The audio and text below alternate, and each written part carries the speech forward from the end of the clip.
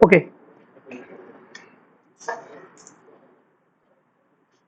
So last lecture में हम लोग क्या देखे थे, जेक्वेरी का इंट्रोडक्शन बताया था मैं। जेक्वेरी बेसिकली क्यों यूज होगा, जेक्वेरी हम लोग क्यों यूज करेंगे, और जेक्वेरी जावास्क्रिप्ट का डिफरेंस भी बता दिया था लास्ट लेक्चर में।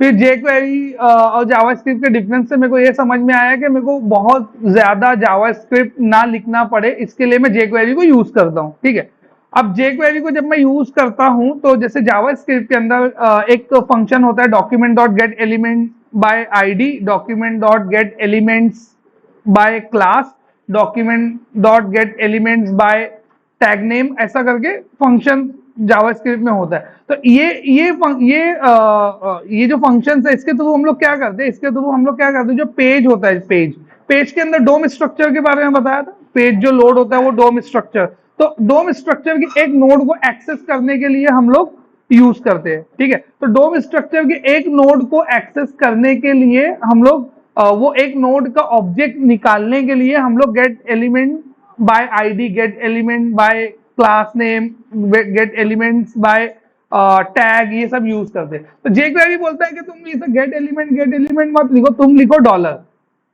तुम लिखो डॉलर, डॉलर से तुम पूरा सेलेक्ट कर लो। ये यहां तक मैं बताया था। अब डॉलर के अंदर भी क्या था, डॉलर के अंदर भी कुछ सेलेक्टर्स बताया था। 6 टाइप के सेलेक्टर टोटल होते हैं। ठीक है, एक होता है क्लास सेलेक्टर, क्लास सेलेक्टर के लिए हम लोग लिखते हैं डॉट।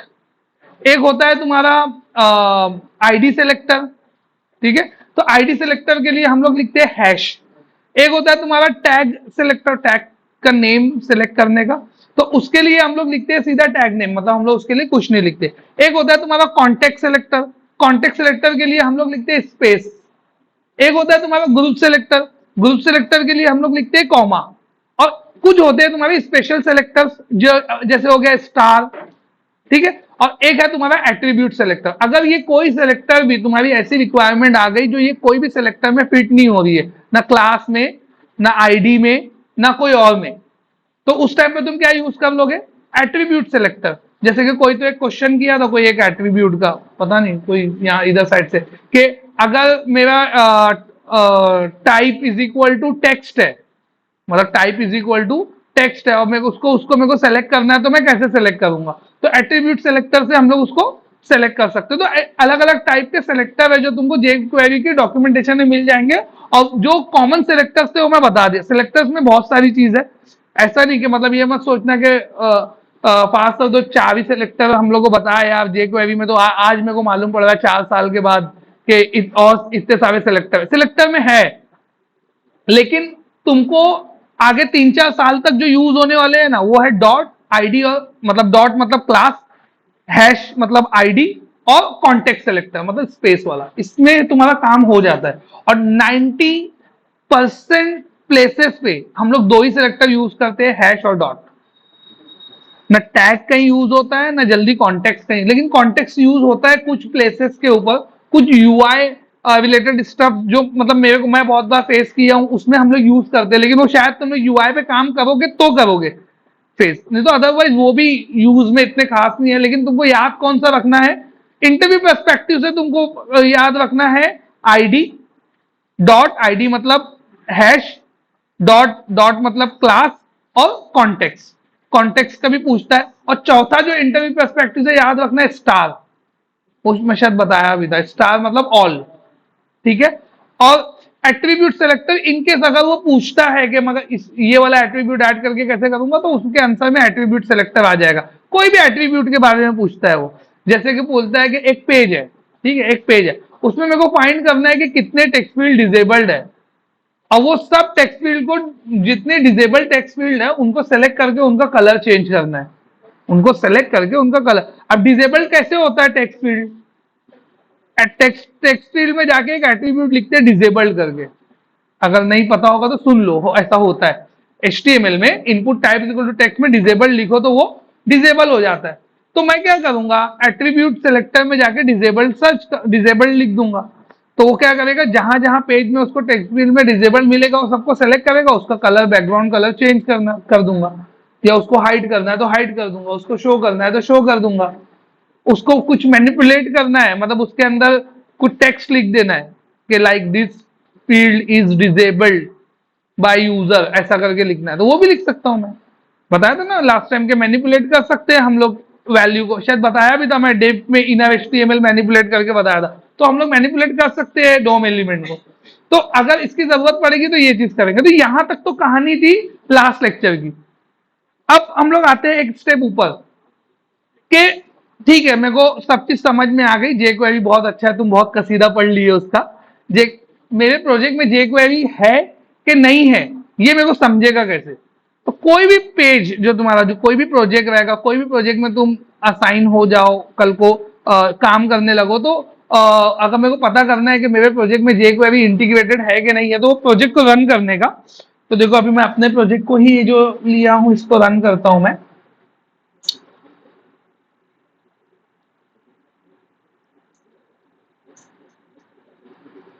तो इसको मैं रन किया। प्रोजेक्ट रन करने के बाद तुमको क्या करना है? प्रोजेक्ट रन करने के बाद तुमको F12 करना है। अब ये तो रन ही नहीं हुआ। ठीक है, मैं डिलीट कर दिया होम कंट्रोलर। अच्छा, ये मैं डिलीट करके इसको ए भी कर दिया हो ना, तो इसको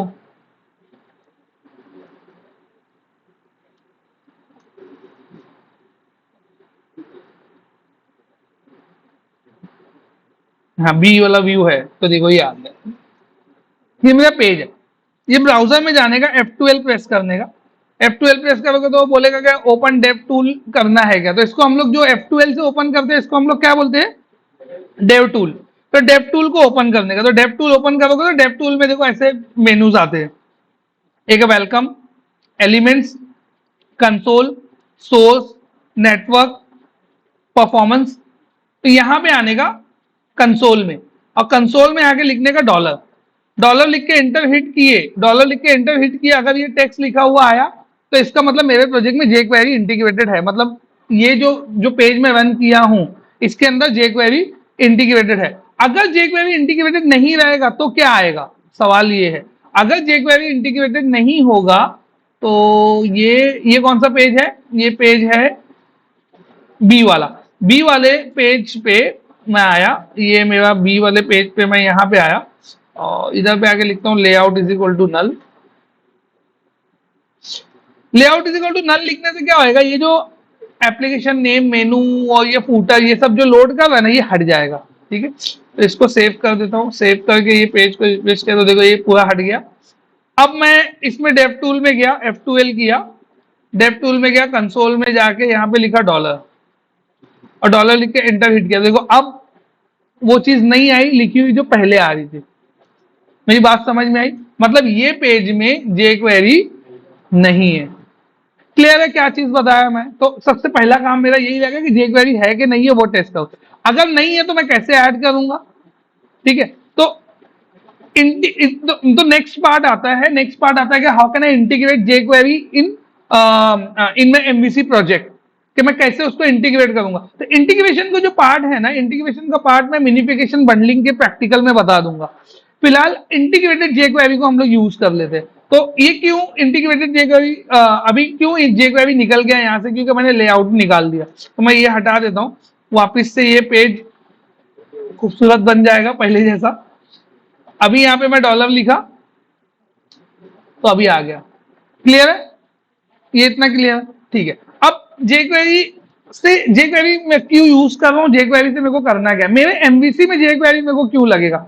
जेक्वेरी अपने को जो सबसे ज्यादा जो यूज होता है, मतलब एमवीसी डेवलपर को सबसे ज्यादा जेक्वेरी का यूज है एजेक्स कॉल मारने के लिए। किस चीज के लिए? AJAX call. तो एजेक्स कॉल, तो जेक्वेरी में उन लोग क्वेश्चन करते हैं what is dollar dot AJAX, एक question. What is dollar dot get, get करके एक फंक्शन होता है। What is dollar dot get JSON, और एक होता है आईडी डॉट लोड। ये 3-4 फंक्शंस है जेक्वेरी के, उस पर क्वेश्चन करते हैं लोग। इससे एजेक्स से रिलेटेड बोल रहा हूँ ये। और बाकी जो पिछले क्वेश्चन बताया लाइक सेलेक्टर पे जो क्वेश्चन रहेंगे वो अलग है, जो बताया था डिफरेंस वो अलग है। ये 4 क्वेश्चन जो मैं बता रहा हूँ, ये 4 टाइप जो मैं बता रहा हूँ, ये 4 टाइप जो है ये एजेक्स से रिलेटेड है। तो क्यों हम लोग एजेक्स को यूज करते हैं? बेसिकली हम लोग एजेक्स की जरूरत क्यों पड़ती है? तो मैं लास्ट लेक्चर में ही बताया था कि हम जब लिंक क्रिएट करते हैं तो पेज रिफ्रेश हो जाता है। अगर मैं क्लिक किया तो क्या होता है? अगर मेरे को यूआई से सी शार्प के कोई भी कोड को एग्जीक्यूट करना है तो उसका 2 तरीका है। वापिस पुराने लेक्चर का थोड़ा सा पार्ट बता रहा हूँ, गौर से सुनो। अगर मेरे को यूआई से सी शार्प का कोई भी कोड एग्जीक्यूट करना है तो उसका दो तरीका है। एक तो या तो मैं फॉर्म मेथड के थ्रू पोस्ट करूंगा या गेट करूंगा, मतलब फॉर्म टैग यूज करूंगा एक तरीका। दूसरा तरीका मैं एक्शन लिंक लूंगा। ये दो तरीका बताया था, किसको किसको याद है? समझ गया कौन कौन, किसको किसको समझी बात जो मैं बोला? मैं एक्सप्लेन नहीं कर रहा हूं, सिर्फ मैं दो तरीका बोला, वो दोनों तरीका जिसको जिसको पता है खाली वो बताओ कि हाँ ये पता है मेरे को, सुना है मैंने ऐसा कुछ। क्लियर है ये दो चीज? ठीक है, ये लास्ट लेक्चर में बताया था मैं, रिकॉर्डिंग देखोगे तो पता चल जाएगा। ठीक, तो ये दो तरीका है। हाँ बस, ये दोनों ही तरीके में एक प्रॉब्लम है, पेज जो है पूरा रिफ्रेश हो जा रहा है। पेज जो है क्या पूरा रिफ्रेश हो जा रहा है। तो अब मैं क्या चाहता हूं, मैं ये चाहता हूं कि मैं क्लिक भी करूं, मैं क्लिक भी करूं, अब पेज भी ना रिफ्रेश हो, पेज भी ना रिफ्रेश हो, और पीछे का एक्शन मेथड कॉल भी हो, डेटा भी आ जाए और मैं उसको यूआई में दिखा भी दूं। तो हम लोग क्या करेंगे, एक एक्शन मेथड बनाएंगे जिसमें से हम लोग एक स्ट्रिंग को बाहर भेजेंगे। ठीक है, हम लोग जैसे मैं अपना नाम लिख देता हूं उसके अंदर रिटर्न करके, एक फंक्शन बनाऊंगा सी शार्प में। तो सबसे पहले वही कर लेते हैं, चलो। तो वो ये तो एकदम सिंपल चीज है, कौन कर सकता है ये जो मैं बोला? एक एक्शन मेथड बनाना है जिससे मेरा नाम लिखा हुआ है। क्या करना पड़ेगा? कौन कौन बता सकता है, पहले वो बताओ, हाथ उठा। एक एक्शन मेथड बनाया जिसको हिट करने में मेरा नाम लिखा हुआ है एमवीसी में। हाँ, नहीं नहीं, आंसर नहीं, किसको किसको पता है पहले वो?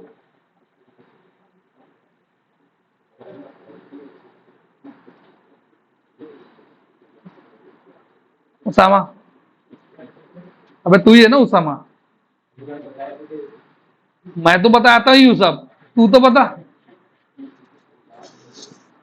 ये एकदम सिंपल है, ये एकदम एमवीसी के पहले लेक्चर का पूछ लिया हूं मैं, एकदम ही पहला लेक्चर।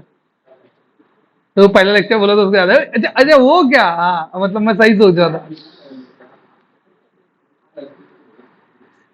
क्वेश्चन किसको नहीं समझा? ऐसे कितने लोग हैं जिसको समझा नहीं मैं जो बोला? क्वेश्चन, क्वेश्चन समझा? एक एक्शन मेथड बनाना है जिससे पेज पे मेरा नाम आना चाहिए, कोई कलरफुल नाम नहीं, बस नाम होना चाहिए वो। क्वेश्चन समझा? तुमको तुमको फराज, आंसर, आंसर नहीं पता? वही तो नहीं पता। अरे एकदम सिंपल चीज है एक। अच्छा कौन बताएगा?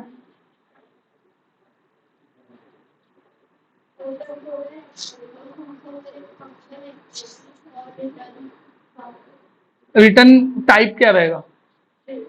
स्ट्रिंग, परफेक्ट, समझ गया।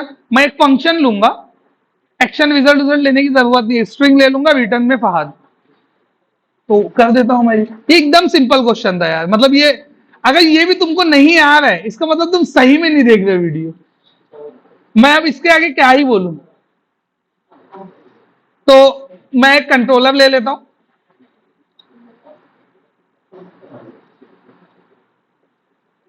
कंट्रोलर का नेम दे दिया मैं, यहां पे कंट्रोलर का नेम दिया मैंने टेस्ट। ठीक है,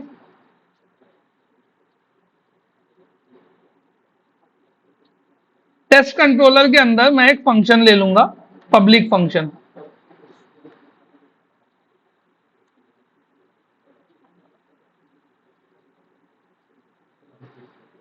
गेट माई नेम।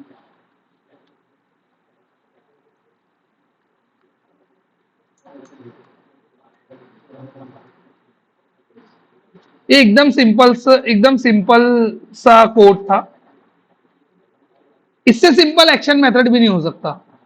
ना इसमें एक्शन रिजल्ट है, ना इसमें रिटर्न व्यू है, ना इसमें व्यू बैग है, ना इसमें फिल्टर है, ना इसमें एरिया है, कुछ नहीं है, सिंपल फंक्शन एकदम।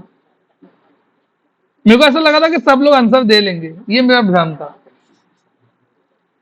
कंट्रोल के यू, कंट्रोल के डी। देखो अगर मेरे को कमेंट करना है तो मैं कंट्रोल के सी करता हूं, कमेंट हो जाएगा, कंट्रोल के यू करूंगा, अनकमेंट हो जाएगा। और अगर इसकी फॉर्मेटिंग बिगड़ी हुई है, लाइक ऐसा ऐसा ऐसा फॉर्मेटिंग बिगड़ी हुई है, ये ऐसा, ठीक है, और इसको मेरे को सही करना है, पूरे को सेलेक्ट करने का, कंट्रोल के डी, ये पूरा पूरे कोड को सही कर देगा तुम्हारे। ठीक है, तो इसको मैंने सही कर दिया। कंट्रोल शिफ्ट बी बिल्ड कर दिया, कंट्रोल F5 ये वाला रन हो जाएगा, मतलब पूरा कीबोर्ड से भी डायरेक्ट तुम कर सकते हो।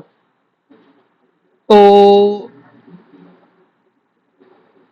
कंट्रोल F5, इधर आके मैं मेरे कंट्रोलर का नेम क्या है, टेस्ट स्लैश, ये आ गया। ये इतना मैं बोल रहा था करने के लिए, ये इतना मैं कर दिया, लेकिन इससे हो क्या रहा है, एवरी टाइम पेज रिफ्रेश हो। अब मैं क्या चाहता हूं, मैं चाहता हूं ये कि एक बटन रहे, बटन पे मैं क्लिक करूं, पेज भी ना रिफ्रेश हो, और यही वाला एक्शन मेथड कॉल हो, और नीचे आके एक डिव के अंदर ये नाम प्रिंट हो जाए।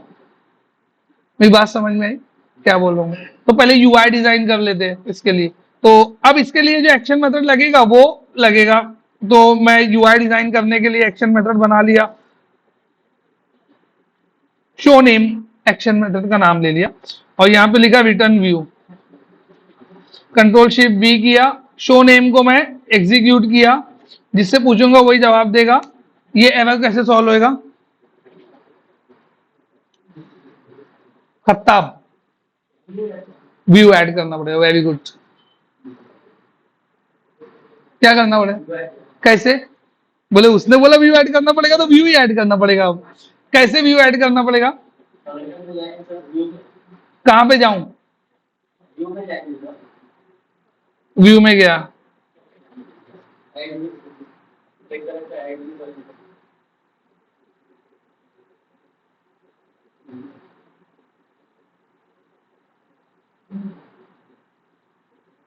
सही है क्या ये? नहीं है भाई सही, फिर भी मैं तेरे बोलने पे इतने अंदर तक चला गया। शो नेम जो एक्शन है उस पर राइट क्लिक करना है, ऐड व्यू।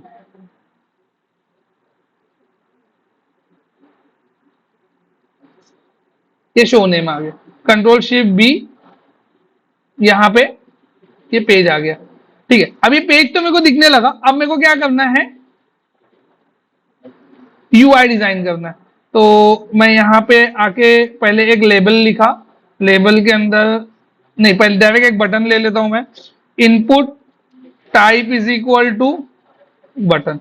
देखो अभी क्या है यहाँ पे एक चीज समझ लो, थोड़ा सा टेक्निकल चीज आ गई अब, कि अगर मैं input type is equal to submit लिखूंगा तो वो उसको फॉर्म लगेगा, फॉर्म लगेगा तो पेज रिफ्रेश हो जाएगा।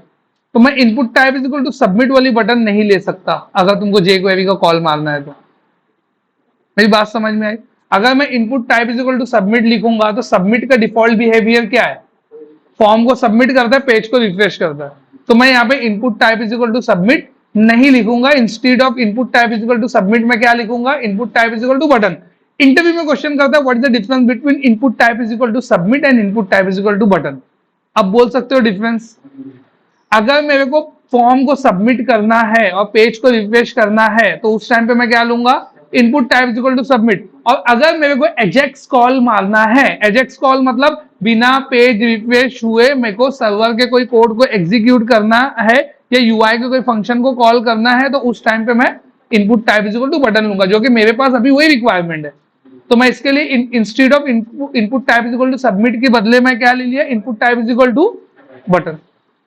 तो input type is equal to button लिया मैं, इसका एक नाम दे देते हैं, एक आईडी इज इक्वल टू, मैं बोला BTN शो नेम, कोई भी दे सकते हो तुम, BTN शो नेम करके दिया। इधर पे वैल्यू ले लिया, वैल्यू ले लिया शो, इसको सेव कर लिया, सेव करके ये पेज को रिफ्रेश किया, यहाँ पे बटन आ गई शो, इस पे क्लिक करूंगा, देखो पेज रिफ्रेश नहीं हो रहा है, यहाँ देखो ये मेरे एरो के पास है इधर, इस पे क्लिक करने पे पेज रिफ्रेश नहीं हो रहा है, क्यों? क्योंकि ये input type is equal to button है, ना कि input type is equal to submit.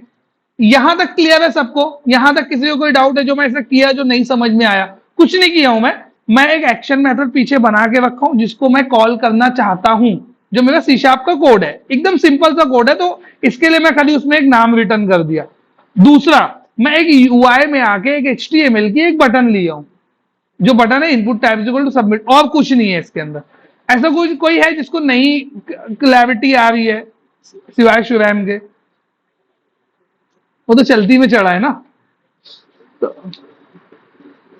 ऐसा कोई जिसको नहीं समझ में आ रहा, क्योंकि ये कोई नया काम नहीं किया हूं मैं। HTML में बटन हम लोग पहले भी ले चुके हैं, और मैं बोला भी था HTML देख लेना। मैं बोला भी था कि अगर जो अभी भी नहीं देखा है तो input tab is equal to text लिखो तो टेक्स्ट बॉक्स आता है, input tab is equal to password लिखो तो पासवर्ड फील्ड आती है, तो वैसे input tab is equal to button लिखो तो बटन आती है।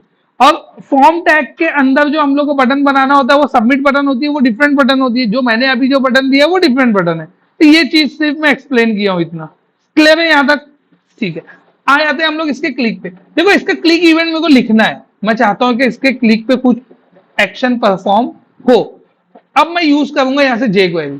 तो अब आ जाता है सबसे इंपॉर्टेंट पार्ट कि jQuery का कोड मैं लिखना स्टार्ट करूंगा। तो jQuery क्या है? jQuery एक्चुअल में है जावास्क्रिप्ट की लाइब्रेरी, और जावास्क्रिप्ट क्या है? एक है स्क्रिप्टिंग लैंग्वेज।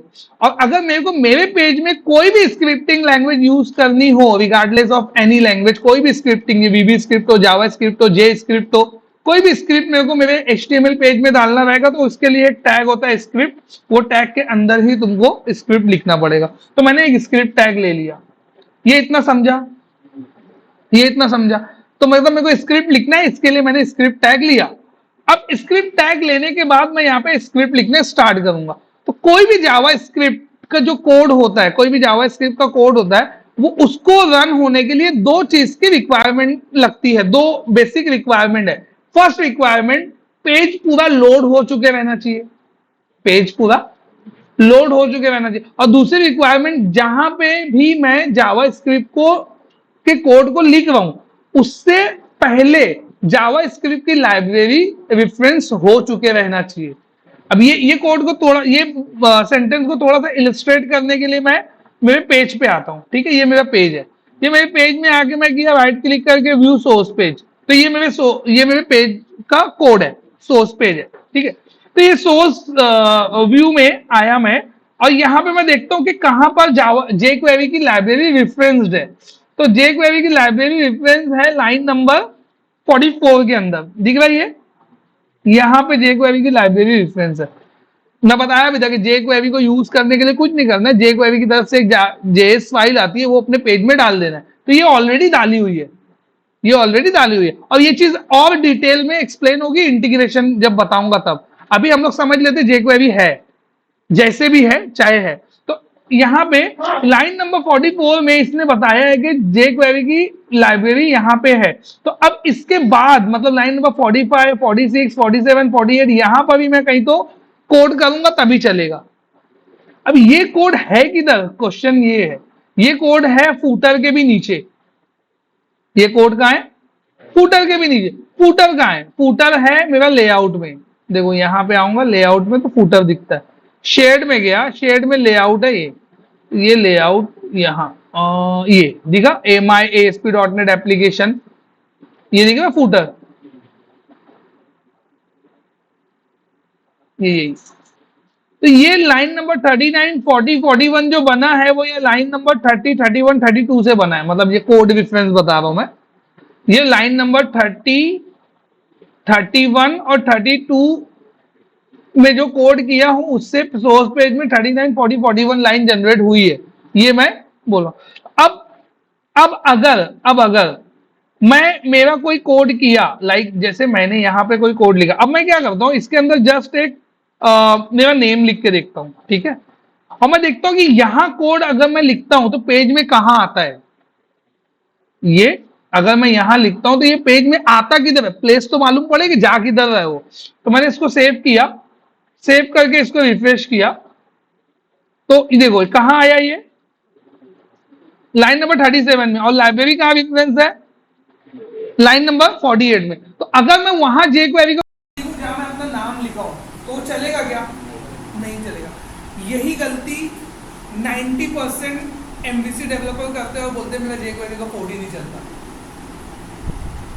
मेरी बात समझ में आई? मेरी बात समझ में आई? दो रिक्वायरमेंट है उसके लिए, दोनों रिक्वायरमेंट मैं तुमको बता दी। एक तो लाइब्रेरी इंटीग्रेट होना चाहिए, और दूसरा क्या होना चाहिए, वो जहां मैं जो मैं कोड लिखा हूं वो जो मैं कोड लिखा हूं उससे पहले लाइब्रेरी रेफरेंस होना चाहिए। मतलब ये जो है, ये जो तुमको दिख रहा है लाइब्रेरी रेफरेंस, वो होना चाहिए तो उससे पहले, या मेरा कोड उसके नीचे होना चाहिए। अगर ये चीज हो जाए तो मेरा जे क्वेरी का कोड चल जाएगा। ठीक है, तो पहले मैं एक सिंपल सा कोड वहां पे डाल के देखता हूँ, जावास्क्रिप्ट का सिंपल सा कोड मैं वहां पे डाल के देखता हूँ। तो जे क्वेरी का कोई भी कोड अगर तुमको करना है, जे क्वेरी का कोई भी कोड करना है, तो जे क्वेरी बोलता है कि तुमको एक टेक्निक यूज करनी पड़ेगी कि पेज पूरा लोड हो चुका रहे। ये तुमको मालूम कैसे पड़ेगा? मैं बोला ना कि पेज अगर पूरा लोड हो चुका है तभी जावा जे क्वेरी रन होना चाहिए। तो उसके लिए एक कोड है, क्या हो सकता नहीं, लेकिन चालू रहते 2-3 बार इससे पहले।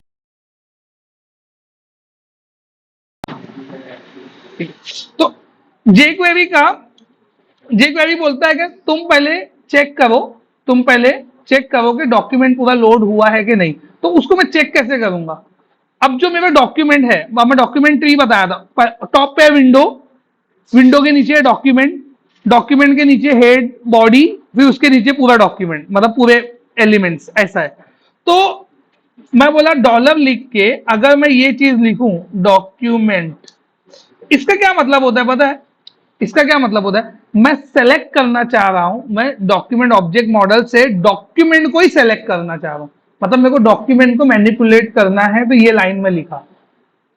अब ये जावास्क्रिप्ट बोलता है कि एक फंक्शन है जिसका नाम है रेडी, एक फंक्शन है जिसका नाम है रेडी। वो फंक्शन मैं तभी कॉल करता हूं जब डॉक्यूमेंट पूरा रेडी हो जाता है, मतलब डॉक्यूमेंट पूरा लोड होके रेडी हो जाता है तो रेडी फंक्शन कॉल होता है। क्या बोला मैं? डॉक्यूमेंट को मैं सेलेक्ट किया, डॉक्यूमेंट जो है मेरा एक ऑब्जेक्ट है। अब ब्राउजर या जेक्वेरी क्या बोलता है कि रेडी नाम का एक फंक्शन, क्या कर रहे हो इधर उधर, एक आ रहा है एक जा रहा है, चेयर का मैं समझ में आता है, लेकिन ये तो डॉलर डॉट डॉक्यूमेंट में लिखा, डॉलर डॉट डॉक्यूमेंट से मैं डॉक्यूमेंट को सेलेक्ट किया, डॉक्यूमेंट सेलेक्ट करके एक फंक्शन है। अब ब्राउजर क्या बोलता है? एक फंक्शन है जिस वो फंक्शन का नाम है रेडी। वो रेडी फंक्शन तभी कॉल होता है जब डॉक्यूमेंट पूरा लोड हो चुका रहता है। तो अब अगर मैं ऐसा कर दूं कि मैं अपना कोड वो रेडी फंक्शन के अंदर लिख दूं, तो मेरा कोड तभी कॉल होगा जब डॉक्यूमेंट पूरा लोड हो चुका रहेगा। तो यहां पे वही टेक्निक को ये लोग यूज करते हैं। तो कोड कैसे लिखते हैं? ये तो मैंने ऑब्जेक्ट सेलेक्ट किया, इसके आगे लिखा डॉट रेडी, ठीक है, डॉट रेडी। ये रेडी फंक्शन तभी कॉल होगा, ये रेडी फंक्शन तभी कॉल होगा जब डॉक्यूमेंट पूरा लोड हो चुका रहेगा। मतलब मैं ये अश्योरिटी दे सकता हूं कि ये रेडी फंक्शन के अंदर जो कोड रहेगा वो डॉक्यूमेंट पूरा रेडी होने के बाद ही चलेगा। अब क्वेश्चन ये है कि ये तो ऑलरेडी किसी और का लिखा हुआ फंक्शन है ना? अब किसी और के लिखे हुए फंक्शन में मैं अपना कोड डालू कैसे? फंक्शन अभी जैसे माइक्रोसॉफ्ट की तरफ से कुछ फंक्शंस लिखे हुए मिलते हैं, बराबर, वो फंक्शन को हम लोग कॉल कर लेते हैं, लेकिन हम लोग उसको कोड नहीं एडिट कर पाते, मेरा कोड उसके अंदर नहीं डाल पाते, हम लोग उसको कॉल करते अपने एक नए कोड में। लेकिन हम यहाँ पे रिक्वायरमेंट थोड़ी अलग है। यहाँ पे रिक्वायरमेंट क्या है कि रेडी का जो कोड लिखा हुआ है उसके अंदर मेरे को अपना एक्चुअल कोड डालना है, मेरा नाम प्रिंट करना है या कलर चेंज करना है या जो भी, एक हेलो भी लिखना है अलर्ट के अंदर, तो वो मेरे को उसके अंदर इंजेक्ट करना है। तो जावास्क्रिप्ट बहुत सुपर लैंग्वेज क्यों लोग बोलते हैं? तो जावास्क्रिप्ट में एक टेक्निक है जिसके अंदर हम लोग क्या कर सकते हैं, जिसके अंदर हम लोग एनोनिमस फंक्शन क्रिएट कर सकते हैं। हम लोग जिसमें क्या करते हैं? Anonymous function create. और एनोनिमस फंक्शन का फंडा क्या है? उसका फंडा ये है कि तुम कोई भी फंक्शन के पैरामीटर में, कोई भी फंक्शन के पैरामीटर, फंक्शन का पैरामीटर होता क्या है? तो मैं थोड़ा सा इसको लेके आ जाता हूं बाहर।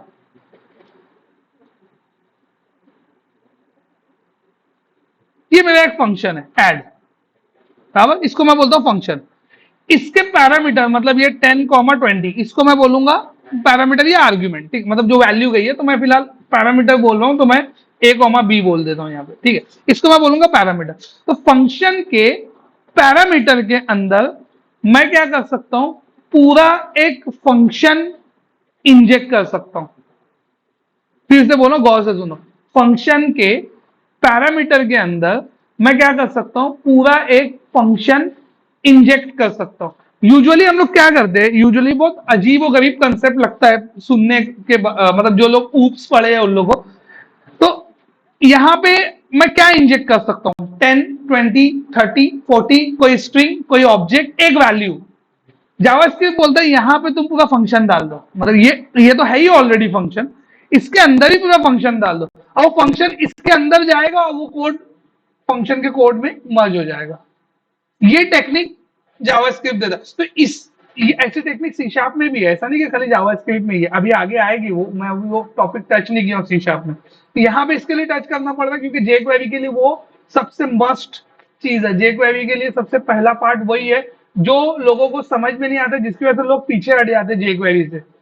दो रीजन है, पहले तो लोग नेट से कॉपी पेस्ट कर लेते हैं कोड, बोले समझे नहीं समझे, ये समझता नहीं वो लोग को कि ये हुआ क्या, करने के बाद चलता नहीं है। जो मैं तुमको रीजन बताया उसकी वजह से वो चलता नहीं है, पेज पे डाल देते उठा के, वो चलता ही नहीं क्योंकि वो रेफरेंस कहीं और है लाइब्रेरी। तो उसके लिए क्या करते, उसको रेफरेंस ही उन लोग चेंज कर देते, बोले एक काम करते इसको इससे पहले भी रेफरेंस कर देते, पहले भी कर देते, बाद कोड चलना चाहिए, समझे क्या ऐसा। तो वो सब नहीं करना, वो सब हो जाएगा, अभी अगर मैं करूंगा तो अपना भी कोड चल जाएगा, लेकिन पहले कोड लिखने तो आना चाहिए, उसके बाद कोड चलाने की बारी आएगी। तो ये समझा फंक्शन।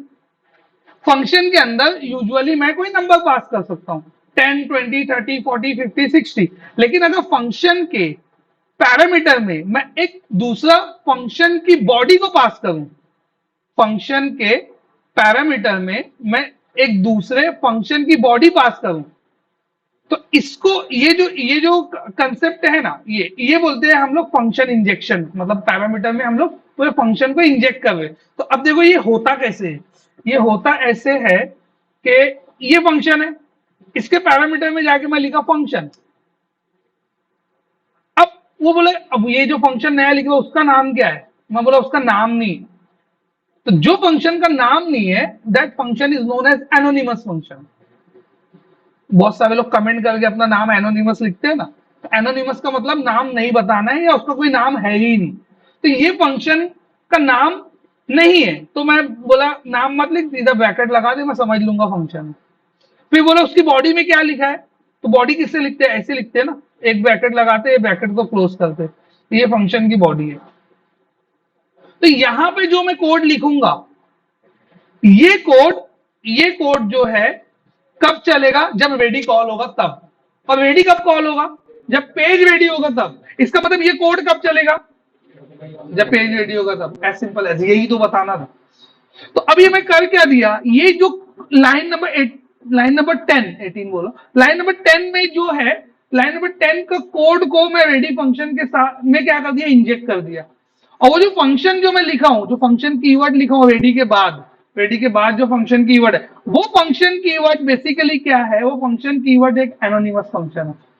और ये फंक्शन का ब्रैकेट यहां शुरू हुआ, यहां खत्म हुआ, इसके लिए सेमीकोलन। तो लोग एक साथ जब देखते हैं ना, लगता है ये बोले ये सब क्या लिखा हुआ है, इतना अजीब सा सिंटेक्स क्यों है, लेकिन वही सिंटेक्स है ना, स्टेप बाय स्टेप लिखा। ऐसा सिंटेक्स कहां पे देखे हम लोग, jQuery data table, jQuery data table. कौन जेक्वेरी डेटा टेबल हुआ है क्या अपना, हुआ है नहीं हुआ, एक हाँ बोल रहा है, नहीं बोले, हुआ है, मेरे को लग रहा है हाँ हुआ है। जेक्वेरी डेटा टेबल में ऐसी कोड पेस्ट की है ना, वो एक्चुअल में जेक्वेरी की स्क्रिप्ट है जो अपने को इंटरनेट से बना के मिली, हम लोग पेस्ट किए, चला भी लिए, लेकिन हमको मालूम ही नहीं वो क्या है। मेरी बात समझ में, तो अभी मेरे को समझेगा कि वो क्या है। अब मैं खुद अपनी स्क्रिप्ट लिखने का ट्राई करूं, तो ये कोड को मैं यहां से हटाया और यहां पे मैं आगे लिखा अलर्ट, अलर्ट लिख के इधर पे लिखा टेस्ट। अगर ये टेस्ट वाला अलर्ट पेज के रेडी होने पे आ गया, ए बाबा मेरे को तो बोल रहे ना याद करके आया हूं घर से, तो ये अगर ये अलर्ट जो है ये पेज के रेडी होने पे आ गया, मतलब पेज के लोड होने पे ये टेस्ट लिखा हुआ आ गया, इसका मतलब ये स्क्रिप्ट चल रही है। तो मैं सेव किया, सेव करके प्रोजेक्ट को बिल्ड किया, बिल्ड सक्सीड हुआ, और फिर यहां आया, यहां आने के बाद मैं पेज को रिफ्रेश किया, अलर्ट नहीं आया, इसका मतलब कोड नहीं चला। तो पता कैसे चलेगा एरर है कि नहीं है, तो इसको इंस्पेक्ट करने का, कंसोल में जाने का, तो देखो एरर दिखा रहा है। वो क्या बोल रहा है, मेरे को डॉलर ही नहीं पता, मेरे को डॉलर नहीं, क्यों नहीं डॉलर पता, जेक्वेरी तो इंडिकेटेड है। तो तुम बोलोगे मैं यहाँ आके डॉलर लिखा, अभी तो बराबर पता है इसको, ऊपर बोल रहा है नहीं पता है, लेकिन मैं लिख रहा हूं तो बोल रहा है पता। तो ये प्रॉब्लम क्यों हो रहा है, क्योंकि मैं मेरी स्क्रिप्ट जेक्वेरी रेफरेंस होने से पहले यूज हो गई है, मतलब डॉलर को मैं यूज कर लिया लाइन नंबर 10 में और बता रहा हूं लाइन नंबर 12 में, ऐसा मतलब मैं जस्ट रेफरेंस के लिए बोल रहा हूं। एक्चुअल लाइन नंबर क्या है बता देता हूं। हाँ, मैं डॉलर को यूज कर रहा हूं लाइन नंबर 38 में और मैं बता रहा हूं लाइन नंबर 50 में कि डॉलर क्या है, तो उसको कहां से पता लगेगा डॉलर। अब अगर ये चीज उठ के इसके नीचे आ जाए तो काम सही हो जाएगा। करके देख लेते हैं पहले तो लेकिन ये जो मैं कर रहा हूं ये थूक लगाने वाला तरीका है। क्यों, तुमको अभी थोड़ी देर में समझ जाएगा। ये स्क्रिप्ट को मैं उठाया, ठीक है, कंट्रोल एक्स किया और लेआउट में गया। लेआउट में यहाँ पे jQuery रेफरेंस है, देखो इधर, तो मैं आगे नीचे डाल दिया, ये बॉडी जहाँ पे एंड हुई है ना वहां पे डाल दिया। अब मैं ये पेज को रिफ्रेश किया, देखो इसको रिफ्रेश किया मैं, दोनों जगह है। अच्छा, हाँ ओके ओके, इसको मैं सेव किया लेकिन इसको सेव नहीं किया, इसके लिए दोनों जगह दिखा रहा। तो इसको मैं, तो यहां से उठ के यहां आ गया, बराबर, ठीक है, तो यहां पे आ गया। अब तो चलना चाहिए ना, अब तो चलना चाहिए। अब मैं पेज में गया, पेज को रिफ्रेश किया, चल गया, चल गया, बहुत अच्छा है। अब इधर आया होम पे, नहीं होम पे नहीं, सॉरी, कोई है क्या? देखो मैं कोई भी पेज पे जाऊंगा ना तो वो चलेगा, कोई भी पेज पे मैं जाऊंगा तो वो कोड चलेगा। क्यों ऐसा होएगा, कौन बताएगा क्यों होगा ऐसा? क्यों होगा ऐसा, कोई भी पेज पे क्यों चलेगा? खाली दो ही लो, तीन, चार, अच्छा, और लेआउट हर पेज के साथ कॉल होता है तो हर पेज पे अलर्ट मारेगा। तो ये तो थूक, अब समझे ना क्यों बोला मैं ये थूक लगाने वाला तरीका। स्क्रिप्ट तो तुम्हारी चल जाएगी लेकिन वो स्क्रिप्ट बैकग्राउंड में हर पेज पे आएगी, जो कि जरूरत ही नहीं है। तुमको जरूरत कहाँ पे, अगर तुमने एक पेज में jQuery यूज किया तो वही पेज में चलना चाहिए तुम्हारे स्क्रिप्ट, तुम एवरी पेज पे वो स्क्रिप्ट को एग्जीक्यूट क्यों कर रहे हो? तो अब इसका सॉल्यूशन क्या है, अगर मैं कस्टमाइज पेज पे डालता हूं तो पहले चली जाती है, क्यों पहले चली जाती हो, ये तो बताया नहीं क्यों पहले चली जाती हो। लेआउट में है इसका आंसर, देखो, अगर मैं कोई भी स्क्रिप्ट लिखता हूं तो वो रेंडर बॉडी की जगह पे आती है। मतलब मैं अगर कोई भी कंटेंट जैसे शो नेम के अंदर यहाँ पे लाइन नंबर 8 में कुछ लिखूंगा तो वो पूरी बॉडी कहाँ के रेंडर होती है, लाइन नंबर 28 में, समझे, और रेफरेंस कहाँ पे है, लाइन नंबर 35 में। तो वो स्क्रिप्ट पहले कॉल हो जाती है और jQuery बाद में रेफरेंस होता है। और अगर मैं मेन पेज में ना लिखते हुए लेआउट में आके ऐसा लिखता हूं तो लेआउट अब हर पेज में कॉल होता है, तो हर पेज में वो स्क्रिप्ट चलना चालू होती है। तो तुम साला एक बग को फिक्स करके बाकी 35 पेज में बग लेके आ जाओगे तो ऐसा तो चलेगा नहीं ना। तो इसका सॉल्यूशन क्या है, इसका सॉल्यूशन है, पहले एक इंटरव्यू का क्वेश्चन बताता हूँ, इसके ऊपर एक इंटरव्यू का क्वेश्चन भी करता है वो, तो तुमको बोलेगा तुम एमबीसी में काम किए हो, हाँ किए हो, तो वो तुमसे पूछेगा how can I inject script और code from content page to layout page. ये क्वेश्चन और इसका आंसर मैं jQuery डेटा टेबल के टाइम भी बता चुका हूं, मेरे को याद है। किसको किसको याद है ये बताया jQuery डेटा टेबल के टाइम? हाँ, तो अब आंसर भी बताओ, answer Mohammed, render section, render section उसका आंसर है। रेंडर सेक्शन में @section लिखूंगा और एक सेक्शन ऑलरेडी होता है लेआउट के अंदर, नहीं रहेगा तो मैं शायद बना के भी बताया था तुमको, एक लास्ट जो वीडियो रहेगा ना उसमें देखना, मैं एक सेक्शन बनाया था उसके अंदर, वो सेक्शन बना के मैं इंजेक्ट किया था। तो अब मैं यहाँ पे देखूंगा कि कोई सेक्शन बना हुआ है क्या, तो देखो ऊपर ही दिख रहा है, दिख रहा है इधर, ये स्क्रिप्ट सेक्शन बना हुआ है। तो ये स्क्रिप्ट सेक्शन, पहले मैं ये स्क्रिप्ट को कॉपी करता हूं और यहां पे आया और यहां पे आगे लिखा @section स्क्रिप्ट्स, ये हो गया। यहां पे मैं जो चीज लिखूंगा वो चीज कहां आगे ऐड होगी, लाइन नंबर 37 में। मैं बोला ठीक है, जब ऐसी ही बात है तो इसको मैं उठा के, अब ये स्क्रिप्ट है किधर, शो नेम के अंदर, लेकिन पेज में कहां पे आएगी, लाइन नंबर 37 के अंदर। हो गया।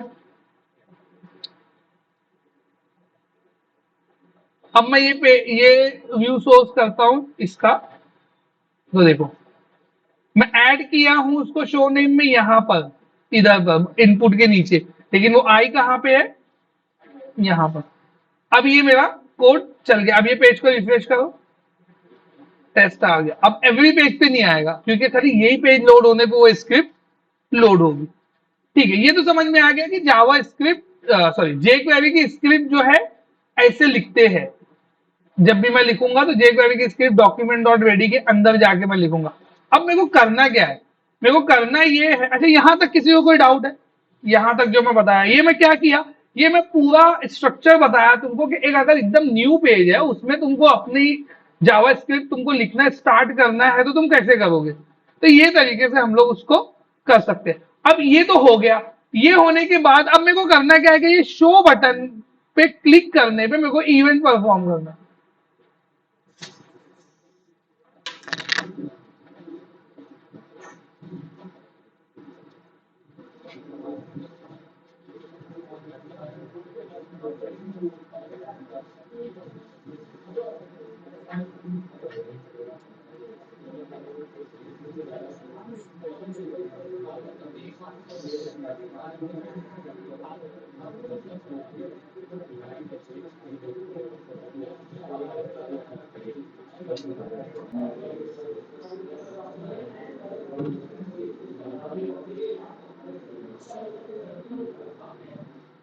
अभी मेरे को करना क्या है, अभी मेरे को यहाँ पे देखो करना ये है कि जो बटन है, ये बटन पे क्लिक करने पे एक अलर्ट आना चाहिए, मतलब अलर्ट समझ गया ना, वो अलर्ट बॉक्स आना चाहिए। ये मेरे को करना है। अभी मैं ये कर, तो सबसे पहले मुझे क्या करना पड़ेगा, बटन को सेलेक्ट करना पड़ेगा। तो सेलेक्टर यूज करूंगा। अब मैं देखूंगा बटन को सेलेक्ट करूं कैसे, तो मैं आया यहाँ पे कोड में। तो कौन बताएगा बटन को कैसे सेलेक्ट कर सकता हूं मैं? बेस्ट वे आईडी सेलेक्टर है ना। तो आईडी सेलेक्टर से बटन सेलेक्ट किया, मैं लिखा यहाँ पे डॉलर, और यहाँ पे डबल कोट्स में लिखा, क्या लिखूंगा, हैश, और ये आईडी को उठा के यहाँ पे डालना। ये कोड का मतलब क्या हुआ, ये कोड का मतलब ये हुआ कि मैं वो बटन को सेलेक्ट कर रहा हूँ, ये हो गई सेलेक्ट। अब इसके ऊपर ये कोड जो भी ऑपरेशन में परफॉर्म करूंगा, मतलब मैं वो बटन के ऊपर ही ऑपरेशन परफॉर्म करने वाला हूं। मेरा ऑपरेशन क्या है कि वो बटन पे जब भी क्लिक हो, वो बटन पे जब भी क्लिक हो तो कुछ एक्शन होना चाहिए। तो अगेन जेक्वेरी क्या होता है, जब भी बटन पे क्लिक होता है तो क्लिक फंक्शन कॉल होता है, जैसे रेडी होता था वैसे क्लिक कॉल होता है। तो मैंने बोला कि डॉट क्लिक,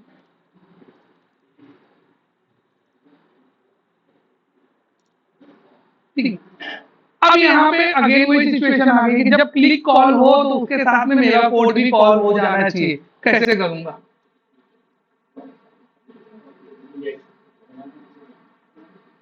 कैसे करूंगा,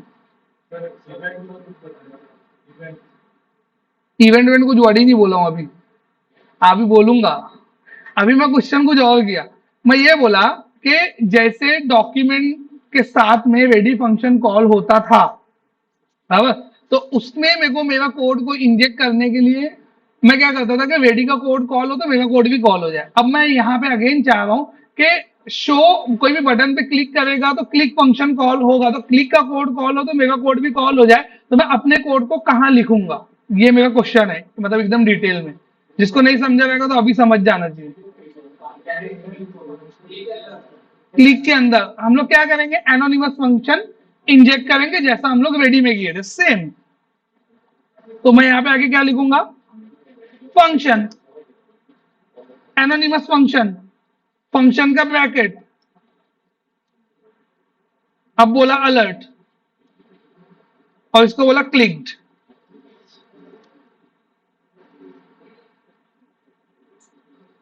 ठीक है, इसको किया सेव, इसको किया रिफ्रेश, और इसको किया क्लिक, आया अलर्ट। तो ये कैसे आ रहा है कि जब क्लिक हुआ तो क्लिक कॉल हुआ, उसके साथ में मेरा फंक्शन भी कॉल हो गया तो अलर्ट आने लगा। तो ये मेरा सेटअप हो गया, ये मेरा चेकिंग हो गई। मतलब अब मेरी दो चीज चल रही है, मेरे पेज में जावा स्क्रिप्ट चल रही है, रेडी फंक्शन कॉल हो रहा है, दूसरा बटन के क्लिक पे जो कोड है वो भी चल रहा है।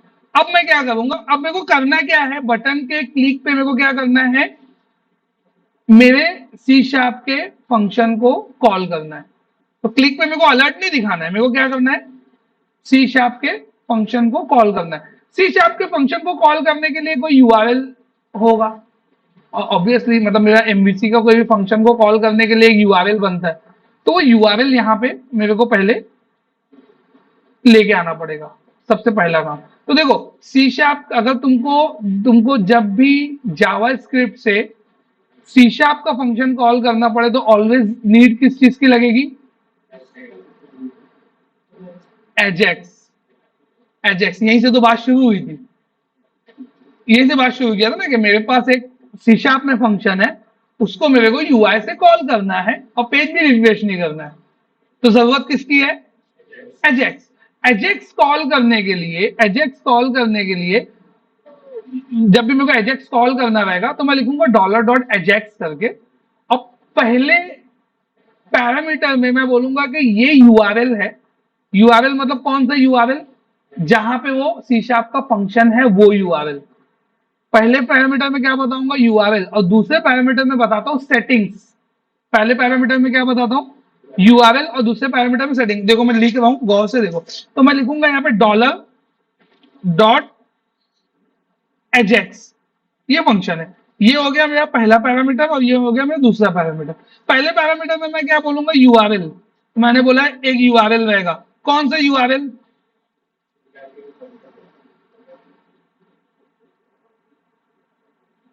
यहां तक क्लियर है क्या किया मैं? पहले पैरामीटर में क्या बोला?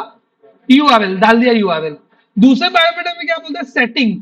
सेटिंग जो रहेगी, सेटिंग जो है, जो एजेक्स की सेटिंग्स होती है, अभी यूआरएल तो उसने बोला था कि स्ट्रिंग फॉर्म में जाएगा तो सिंगल कोट्स में डाल दिया। सेटिंग बोलता है ऑब्जेक्ट में जाएगा। सेटिंग किस में जाएगी? ऑब्जेक्ट में। अब हम लोग सी शार्प में जब ऑब्जेक्ट बनाते थे तो क्या करते थे? वो क्लास का नाम लिखते थे, फिर उसके ऑब्जेक्ट का नाम लिखते थे, फिर इक्वल लिखते थे, फिर न्यू लिखते थे, फिर उसका कंस्ट्रक्टर को कॉल करते थे।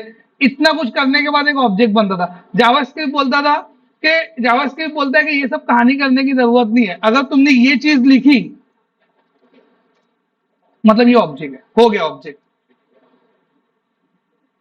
तो जावास्क्रिप्ट कितना सिंपल है, हाँ? अभी समझ में आएगा थोड़ी देर बाद, ठीक है? तो ये हो गया ऑब्जेक्ट, ये बन गया ऑब्जेक्ट। अब सामने वाला बोलेगा ऑब्जेक्ट है लेकिन इसकी प्रॉपर्टी, जैसे अभी अगर मैं बोला कि ये एक यूजर का ऑब्जेक्ट है, तुम बोलोगे अच्छा यूजर के ऑब्जेक्ट में क्या है? यूजर नेम है, उसका फर्स्ट नेम है, उसका मिडल, इसमें तो कुछ नहीं दिख रहा है मेरे को। तो जावास्क्रिप्ट बोलता है जो मन में आए वही टाइम लिखो, जो मन में आए वही टाइम लिखो। कहां पे? यहां पे। अगर मैं यहां पे आके ऐसा लिखा लाइक यूजर नेम, और यूजर नेम को मेरे को वैल्यू देना है, तो मैं बोलूंगा कोलन, ये एक ऑब्जेक्ट हो गया, ये एक ऑब्जेक्ट हो गया, ये उसकी प्रॉपर्टी हो गई, ये उसकी वैल्यू हो गई। जो हम लोग को सी शार्प में बहुत मेहनत से करना पड़ता था, जावास्क्रिप्ट बोलता है कि ये सब टेक्सचुअल फॉर्म में कर लो तुम, तो ये ऑब्जेक्ट हो गया। लेकिन ऐसा कुछ करना नहीं है मेरे को। अब एजेक्स बोलता है कि सेटिंग्स एक ऑब्जेक्ट रहेगा जिसमें कुछ मल्टीपल सेटिंग्स होगी। कौन सी सेटिंग? बोलता है कि अगर ये जो पहले पैरामीटर में जो यूआरएल है, अगर वो सक्सेसफुली एग्जीक्यूट हो गया तो सेटिंग के अंदर एक सक्सेस नाम की सेटिंग होगी, वो एग्जीक्यूट होगी। फिर से बोल रहा हूं, गौर से सुनो। अगर एजेक्स के पहले पैरामीटर के यूआरएल जो है सक्सेसफुली एग्जीक्यूट हो गया तो सेकंड पैरामीटर के ऑब्जेक्ट में एक प्रॉपर्टी होगी सक्सेस नाम की, वो एग्जीक्यूट होगी। नहीं समझा? फिर से सुनो। अगर फर्स्ट पैरामीटर में जो यूआरएल है वो सक्सेसफुली एग्जीक्यूट हो गया तो सेकंड पैरामीटर के ऑब्जेक्ट में एक प्रॉपर्टी होगी जिसका नाम होगा सक्सेस, वो एग्जीक्यूट होगी। तो मेरे को क्या करना चाहिए? Exactly, perfect answer, perfect. किसको इसको समझा? चलो मैं बोलता, यूजर नेम की जगह सक्सेस लिखना है, क्या समझा? मेरी बात समझे? फिर से बोलना सुनो, क्योंकि बहुत इंपॉर्टेंट पार्ट है। लोग इसमें ना कंफ्यूज हो जाते हैं, ये ऐसा कैसा, उधर से कॉल इधर कैसे चला गया। वो होता क्या है, ये यूआरएल चलता है, अब ये यूआरएल चलने में मेरे को कैसे मालूम पड़ेगा कितनी देर लगेगी? 1 घंटा, 2 घंटा, 5 मिनट, 10 सेकंड। तो जब भी वो कंप्लीट होता है तो वो क्या करता है, ये वाली सेटिंग यहाँ पे जहाँ पे सक्सेस लिखा रहता है ना, उसके अंदर जो कोड रहता है उसको चलाने लगता है। लोग बोलते हैं यार समझ ही में नहीं आ रहा है, डिबग पॉइंट यहां तक आया, उसके बाद नीचे गया, फिर यहाँ आया, तो वो लोग कंफ्यूज हो जाते हैं उसके अंदर कि ये चल कैसे रहा है। इसके लिए मैं तुमको वो सेंटेंस को 4 बार बोला, फिर से बोल रहा हूँ 5वीं बार, फिर से सुनो। फर्स्ट पैरामीटर के यूआरएल के अंदर, फर्स्ट पैरामीटर में जो यूआरएल है वो अगर सक्सेसफुली एग्जीक्यूट हो जाएगा तो सेकेंड पैरामीटर का जो सेटिंग्स का ऑब्जेक्ट है उसमें एक प्रॉपर्टी होगी सक्सेस करके वो एग्जीक्यूट हो जाएगी। मेरी बात समझ में आई? तो इसको मैं कोड में ऐसा लिखूंगा कि अब ये सक्सेस है क्या, ये एक फंक्शन है जो कि एग्जीक्यूट होगा,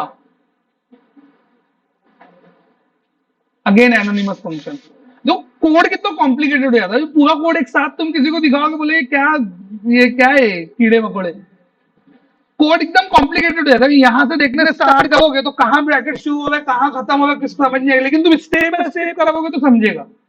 ठीक है, तो ये पहला रेडी पे ये फंक्शन चलेगा, ये फंक्शन चलेगा तो जब देखेगा इसके क्लिक पे ही चलेगा, अगर इस पे क्लिक हुआ तो ये फंक्शन चलेगा, और अगर इस पे क्लिक हो गया, इस पे क्लिक हो गया तो वो एजेक्स को चलाएगा, एजेक्स चलाया, अगर ये सक्सेसफुल एग्जीक्यूट हो गया तो ये फंक्शन चलेगा। तो देखो स्टेप स्टेप में एग्जीक्यूशन जाएगा, मेरी बात समझी, स्टेप स्टेप में एग्जीक्यूशन जाएगा।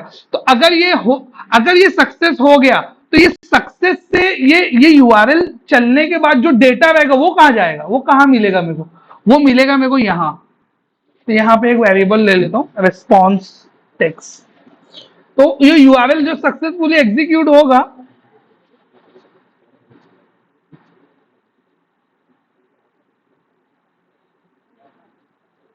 वो मिलेगा यहां।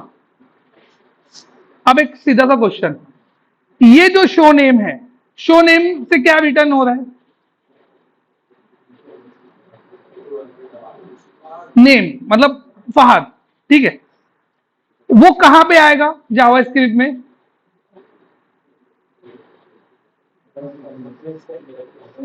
रिस्पॉन्स टेक्स्ट के अंदर। फिर से बोलो अभी सुनो, अगर फर्स्ट पैरामीटर में जो यूआरएल है वो सक्सेसफुली एग्जीक्यूट हो गया तो सेकंड पैरामीटर में जो सेटिंग है, सेकंड पैरामीटर में जो ऑब्जेक्ट है उसके अंदर एक सेटिंग होगी सक्सेस, वो एग्जीक्यूट होगी, और जब वो एग्जीक्यूट होने लगेगी तो फर्स्ट पैरामीटर में से जो रिस्पॉन्स आया है वो सक्सेस के फंक्शन के फर्स्ट पैरामीटर में चला जाएगा। लेकिन क्या क्या, जो चाचा है वही भतीजा है। तो इन शॉर्ट अगर ये सक्सेसफुली एग्जीक्यूट हो जाती है, हो जाता है, तो उसका डेटा इसमें आ जाएगा।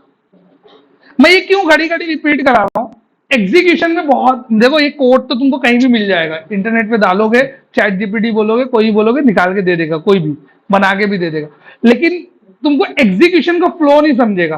अब मैं एक सेंटेंस और बोल रहा हूं, अगर ये यूआरएल सक्सेसफुली एग्जीक्यूट नहीं होगा तो सेटिंग के अंदर एक प्रॉपर्टी होगी एरर, उसका फंक्शन कॉल हो जाएगा। तो अब मेरे को कोड क्या लिखना चाहिए,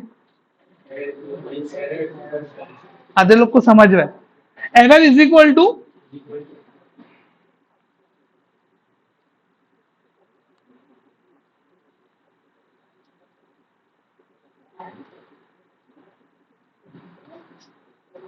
तो अब ये क्या हो गया,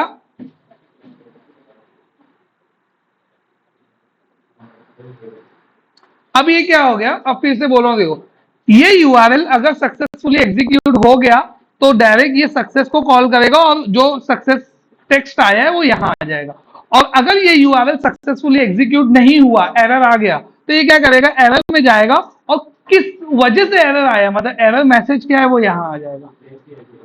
हो गया ना, दोनों को चेक करते हैं। अभी मैं डाला अलर्ट यहां पे और मैं बोला रिस्पॉन्स टेक्स्ट में, और कंट्रोल शिफ्ट बी किया, ठीक है, कंट्रोल शिफ्ट बी किया और पेज को किया रिफ्रेश, शो किया, ओ पड़ गया, क्या कॉल हुआ है,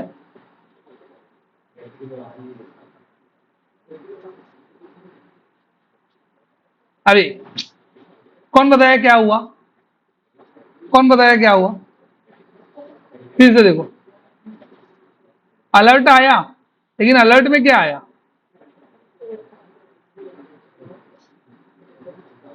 कौन बताया क्या मिस्टेक है कोड में? नहीं, सीएसएस का नहीं।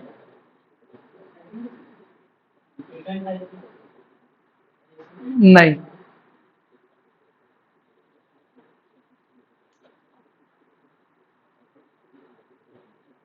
क्या रिटर्न हो रहा है उसमें? उसमें वो पेज रिटर्न हो रहा है लेआउट के साथ में, इसका मतलब यूआरएल गलत है। अपने यूआरएल देखो ना। ए बाबा, अभी समझा क्या?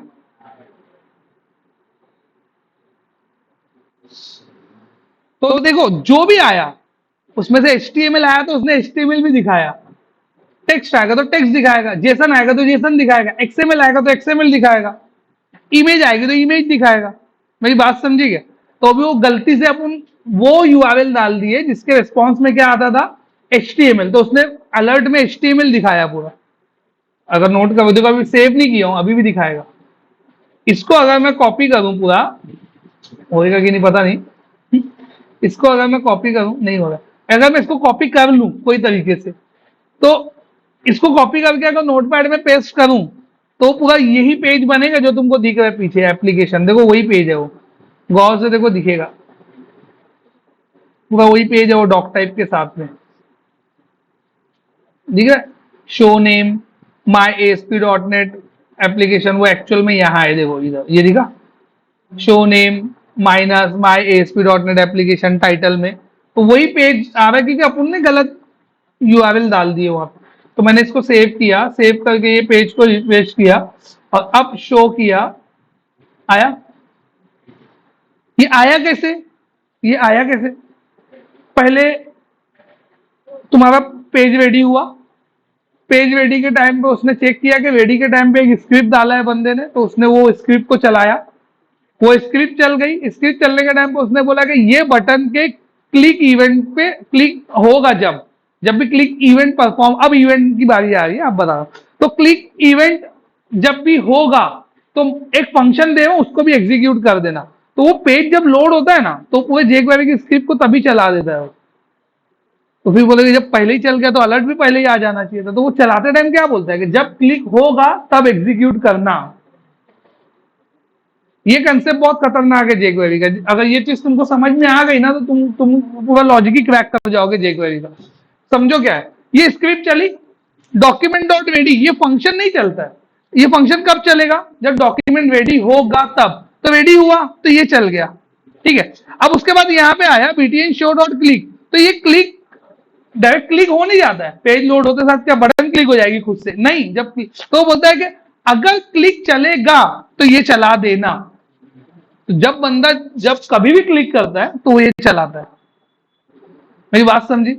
और जब ये चलाता है तो तब एज बोलता है, जब जब ये चलेगा तो एजेक्स तभी कॉल करना। तो जब क्लिक होता है तो तभी एजेक्स कॉल होता है। स्क्रिप्ट लोड पहले होती है, इवेंट परफॉर्म बाद में होता है। और हम लोग बोलते हैं जब भी इवेंट परफॉर्म होगा तो साथ में ये वाला भी चला देना, ऐसा।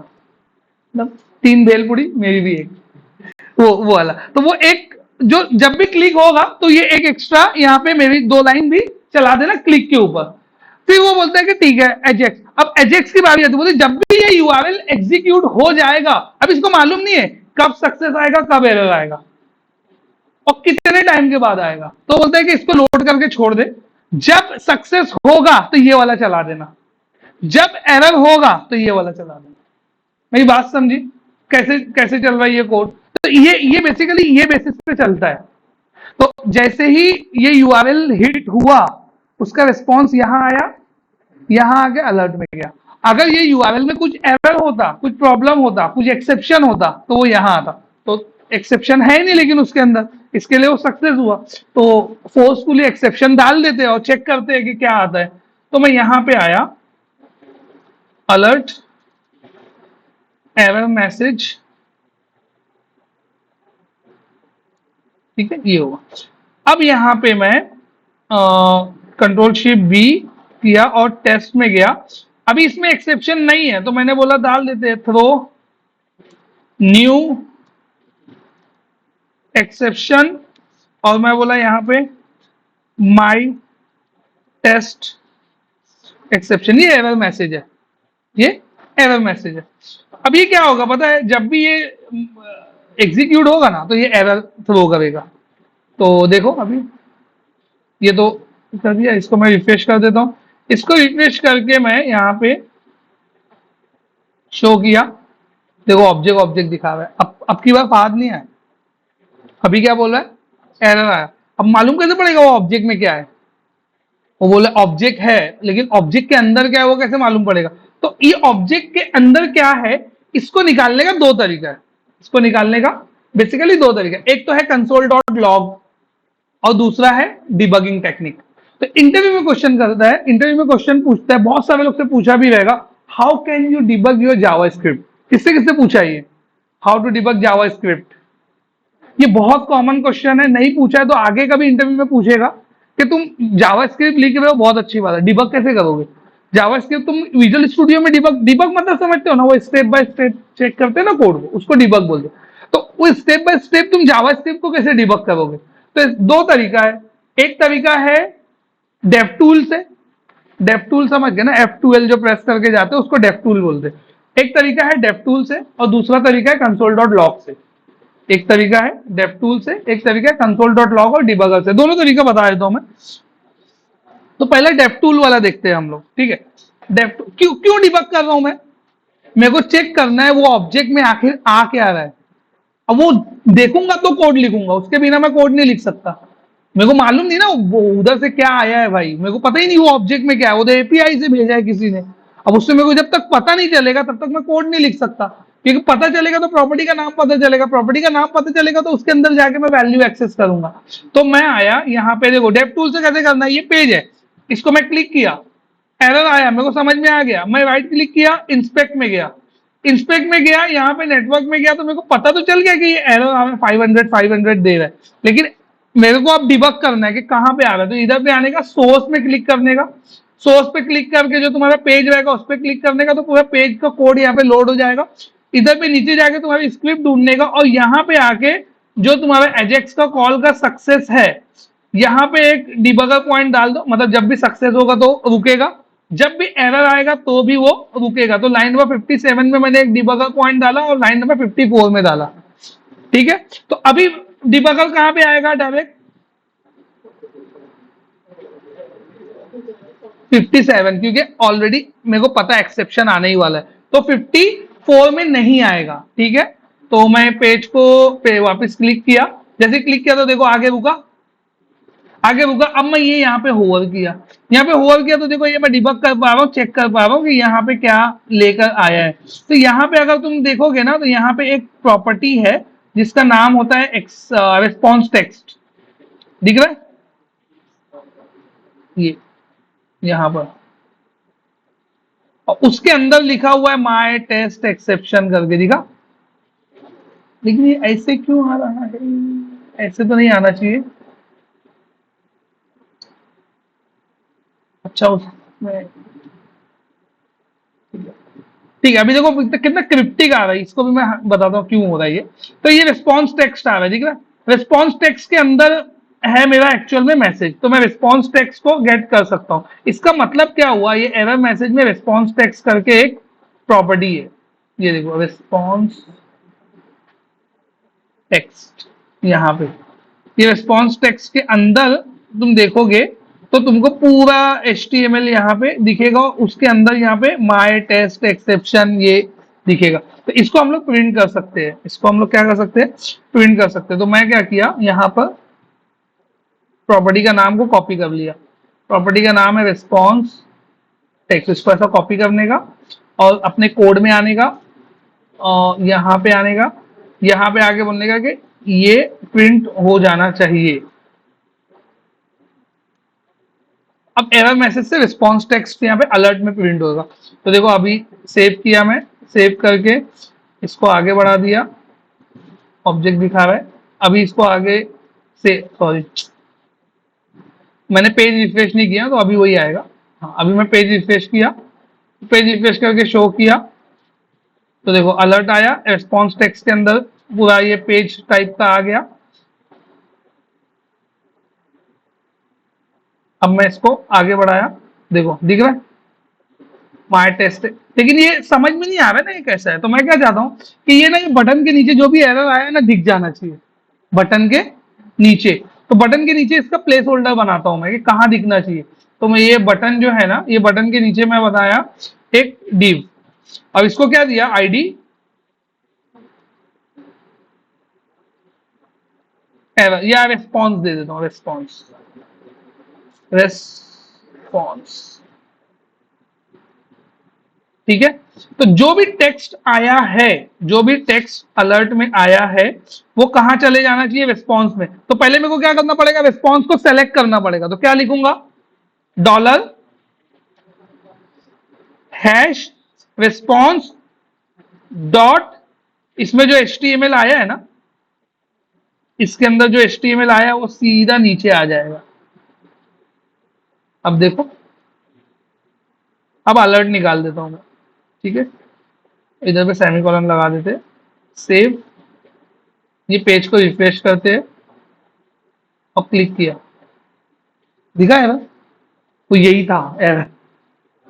क्लिक करने पे पेज नहीं रिफ्रेश हुआ, फिर से मैं देखो, मैं वापस से फोर्सफुली पेज रिफ्रेश किया, शो पे क्लिक किया, तो शो पे क्लिक करने पे वो यूआरएल से एक्सेप्शन आ रहा है।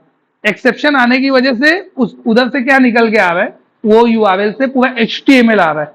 वो HTML को मैं लाके नीचे जो एक डिव बनाया वो जो खाली है उसके अंदर डाल रहा हूं। तो जैसे देखो पेज रिफ्रेश नहीं होगा, पूरा दिखा दिया कि ये एरर है, ये उसका रिस्पॉन्स है वो यूआरएल का। तो मेरे को पता चल गया ये तो एरर है। तो मैं बोला ये एरर तो सॉल्व करना पड़ेगा। तो ये एरर सॉल्व किया मैं जाके यहां पर, ये कमेंट कर दिया, कंट्रोल शिफ्ट बी, और फिर उसके बाद वापस क्लिक किया। अभी ये अब की बार सक्सेस कॉल हुआ, देखो अब की बार क्या कॉल हुआ, सक्सेस। तो अलर्ट में आएगा मेरा नाम, इसको हटा देता हूं डिबगर को, आया।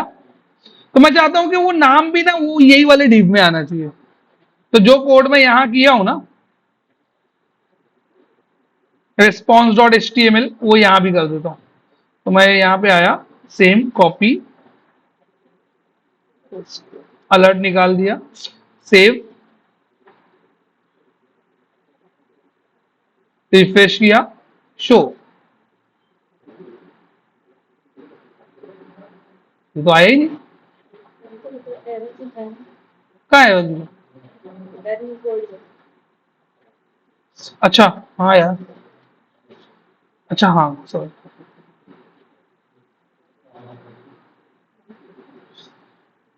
तो यहां पे क्या लिखना पड़ेगा, जो रिस्पॉन्स आया है वो मैंने वो एरर भी कॉपी पेस्ट कर दिया,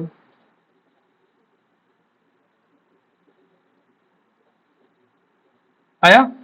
तो एपीआई अभी चेंज कर दे, मैं पेज रिफ्रेश नहीं कर रहा हूं, देखो ये पेज में एक फिर से बता दो, ये मैं पेज रिफ्रेश किया, ठीक है, मैं क्लिक किया, नाम आ गया। अब मैं पेज रिफ्रेश नहीं कर रहा हूं, मैं एपीआई चेंज कर रहा हूं, पीछे से एपीआई अपडेट हो गया। यहां पे आया, मैं यहां पे आके कुछ भी लिख दिया, बिल्ड किया, पेज रिफ्रेश नहीं किया, वापस से शो बटन पे क्लिक किया, अब रेस्पॉन्स चेंज। कैसे, बिना पेज रिफ्रेश किए HTML कैसे अपडेट हो गया, एजेक्स। क्यों पता है, अभी वो तो एपीआई से कनेक्टेड है, एपीआई पीछे से चेंज हो गया तो एपीआई का रिस्पॉन्स बदल गया, रिस्पॉन्स बदल गया तो एजेक्स ने अपना रिस्पॉन्स बदल दिया, लेकिन बाकी का पेज एज इट इज वैसी है। इससे क्या फायदा होएगा, इससे तुम्हारी दो लेयर जैसे बनाते हो, एक लेयर है तुम्हारी यूआई लेयर जिसमें तुम्हारा यूआई का कोड है, एक प्रोजेक्ट है, और दूसरा प्रोजेक्ट है तुम्हारा बिजनेस लेयर, जहां से तुम्हारा जो तुम एपीआई बना के रखे हो। अब अगर एपीआई के प्रोजेक्ट में कुछ चेंज होकर डिप्लॉयमेंट हुआ और यूआई का प्रोजेक्ट का डिप्लॉयमेंट नहीं हुआ, तो भी पूरे के पूरे रिस्पॉन्सेज जो है ऑटोमेटिक यूआई में चेंज हो जाएंगे बिना यूआई का प्रोजेक्ट डिप्लॉय किए बगैर। जैसे कि ये पेज को मैं रिफ्रेश नहीं किया, नया कोड नहीं, जैसे फॉर एग्जांपल यहाँ पे लिखा है शो बटन, ठीक है, मैं शो को यहाँ पे आया, यहाँ पे आके मैंने शो के आगे लगा दिया 222, इसको सेव भी किया लेकिन पेज को रिफ्रेश नहीं किया, यहाँ पे स्टिल क्या दिख रहा है, शो। लेकिन अब मैं यहाँ आया एपीआई में, एपीआई में आके मैं यहाँ पे कुछ तो नंबर लिख दिया, कंट्रोल शिफ्ट बी किया, यहाँ पे अभी भी शो दिख रहा है, मतलब ये ओल्डर कोड है, मतलब डिप्लॉयमेंट नहीं हुआ, लेकिन इससे हिट हुआ कोड, तो ये रिस्पॉन्स लेकिन चेंज हो गया, भले से इसको चेंज करने की मेरे को जरूरत भी नहीं पड़ी। क्यों? क्योंकि मेरा यूआई और मेरा बैकएंड दोनों अलग अलग हो गया, मेरा यूआई और मेरा बैकएंड दोनों अलग अलग लेयर में चलने लगा, दोनों इंडिपेंडेंटली वर्क करेगा, एपीआई अपना अलग वर्क कर रहा है, यूआई अपना अलग काम कर रहा है, बस दोनों एक दूसरे को कंज्यूम कर रहे, कॉल कर रहे। इंटरव्यू में क्वेश्चन करते हैं कि तुमको वेब एपीआई पता है क्या, तुम बोलते हो यस वेब एपीआई पता है, फिर वो बोलता है कि तुमने वेब एपीआई कभी बनाया है क्या, खुद से वेब एपीआई बनाया है क्या, तो तुम बोलते हो हाँ वेब एपीआई, अगर ऐसे पूछेगा तो बोलना हाँ वेब एपीआई बनाया है, तो बोलेगा कैसे बनाते हैं, तो बोलना जो कंट्रोलर हम लोग बनाते हैं एमवीसी में, उसके आगे सिर्फ यहाँ पे एपीआई कंट्रोलर लिख देते हैं तो वेब एपीआई हो जाता है, ठीक है, बाकी सब कंसेप्ट सेम है। उसके बाद वो बोलता है तुमने वेब एपीआई कभी कंज्यूम किया है क्या, उसके बाद क्या बोलता है, वेब एपीआई कभी कंज्यूम किया, तो वेब एपीआई कंज्यूम किया है क्या, तो वेब एपीआई कंज्यूम करने का जो कोड है वो यही है, ये जो दिख रहा है लाइन एजेक्स का कोड, ये वेब एपीआई कंजम्पशन का कोड है, मतलब ये वेब एपीआई का यूआरएल है, उसमें से जेसन निकलता है, जेसन को हम लोग क्या करते हैं, यूज करते हैं। तो कोई थर्ड पार्टी है, कोई बैंक वाला है, उसने तुमको एक एपीआई बना के दिया, उसका यूआरएल तुम यहाँ पे लिखोगे, उसको एजेक्स मारोगे, वो तुमको जेसन देगा, वो जेसन लाके पेज में दिखाओ, हो गया ये एपीआई कंजम्पशन। तो बोलेगा एपीआई कंज्यूम किया है, तो बोलने का डॉलर डॉट एजेक्स से किया है, एपीआई कंज्यूम किया है तो क्या बोलोगे, डॉलर डॉट एजेक्स से किया है। क्या होता है एपीआई, एपीआई एक यूआरएल होता है जिसके रिटर्न में जेसन आता है, एपीआई एक यूआरएल होता है जिसके रिटर्न में जेसन आता है। अब ये मेरा जो फंक्शन है, अगर इसके रिटर्न में मैं ये लिख दूं और यहां से जेसन भेजना स्टार्ट कर दूं,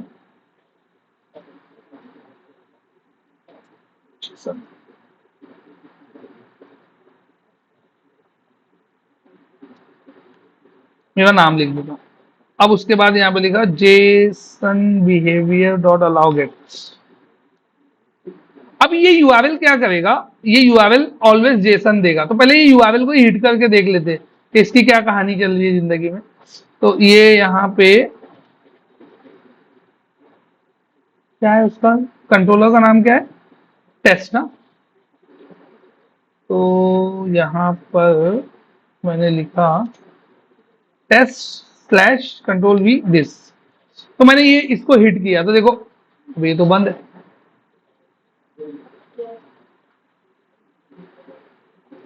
गेट तो लिखा हूं, गेट माई, नहीं नहीं वो चलेगा, उसका कोई इशू नहीं है, ये बंद है क्या, एक मिनट चालू कर लेंगे,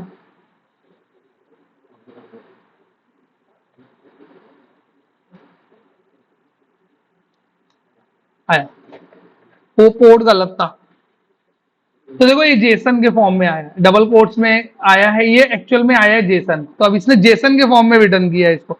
अगर ये कोई ऑब्जेक्ट होता तो कोई ऑब्जेक्ट भी रिटर्न करके देख लेते, तो मैं अब खाली नाम नहीं भेजूंगा, एक ऑब्जेक्ट बनाता हूँ, तो एक ऑब्जेक्ट बनाया, तो पहले उसके लिए एक ऑब्जेक्ट बनाने के लिए पहले एक क्लास बना लेते, यहाँ पे आया एक क्लास बनाया, क्लास ले लिया मैंने कस्टमर, कोई भी क्लास ले, कस्टमर का, कस्टमर के अंदर कस्टमर का नेम है, कस्टमर का एड्रेस है, कस्टमर का सिटी है, कस्टमर का रीजन है, कस्टमर का पोस्टल कोड है, कस्टमर का कंट्री है, ये इतनी चीज है, ठीक है। अब कस्टमर का यहाँ पे ऑब्जेक्ट बनाया मैं, यहाँ पे आके कस्टमर का ऑब्जेक्ट बनाया, कस्टमर का ऑब्जेक्ट कस्टमर कस्टमर न्यू,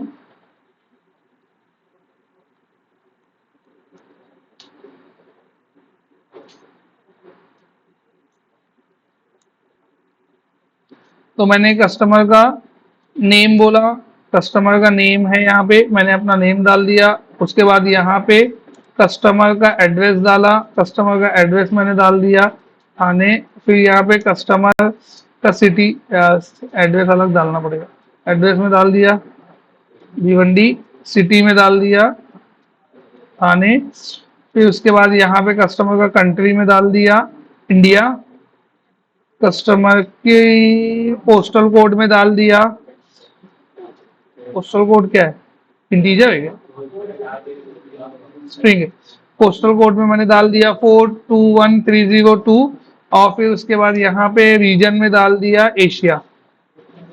ठीक है, ऐसा हो गया है। ठीक है, अब ये ऑब्जेक्ट को मैं बोला कि इसका जेसन बना के भेज दे भाई तू बाहर, तो मैं ये यहाँ पे हटाया और यहाँ पे ऑब्जेक्ट लिख दिया। अब इसको कंट्रोल शिफ्ट बी किया, इसको कंट्रोल शिफ्ट बी करके ये पेज को मैं आके यहाँ पे रिफ्रेश किया, तो ये जेसन दिया, बना वही वही ऑब्जेक्ट का जेसन। मेरी बात समझ में आई, ये क्या बना, वही ऑब्जेक्ट का जेसन, एकदम सिंपल। अब ये जेसन मेरे को देना है कोई और बंदे को, तो मैं बोलूंगा ये यूआरएल जो भी यूज करेगा वो क्या कर सकता है, तो ये यूआरएल से क्या आ रहा है, ये यूआरएल से क्या आ रहा है, जेसन आ रहा है, और जो यूआरएल से जेसन आता है उसको हम लोग क्या बोलते हैं, एपीआई, उसको हम लोग बोलते हैं एपीआई। तो ये एक एपीआई हो गया। अब इसको मैं यहां से कॉल करना चालू किया, कहां से, ये यूआरएल को मैं यहां लिखा। अब ये रिटर्न क्या करेगा, सादा रिस्पॉन्स नहीं करेगा, अब ये पूरा जेसन रिटर्न कर रहा है। तो मैं बोला रिस्पॉन्स डॉट, इसमें से जरा उसका पोस्टल कोड बता, तो रिस्पॉन्स डॉट पोस्टल कोड, तो अलर्ट में क्या आएगा 421302, अलर्ट नहीं सॉरी नीचे लिखा हुआ। तो अब देखते हैं, page page page page page page को रिफ्रेश किया, आया एपीआई चेंज रिस्पॉन्स चेंज, मेरे को रीजन प्रिंट करना है।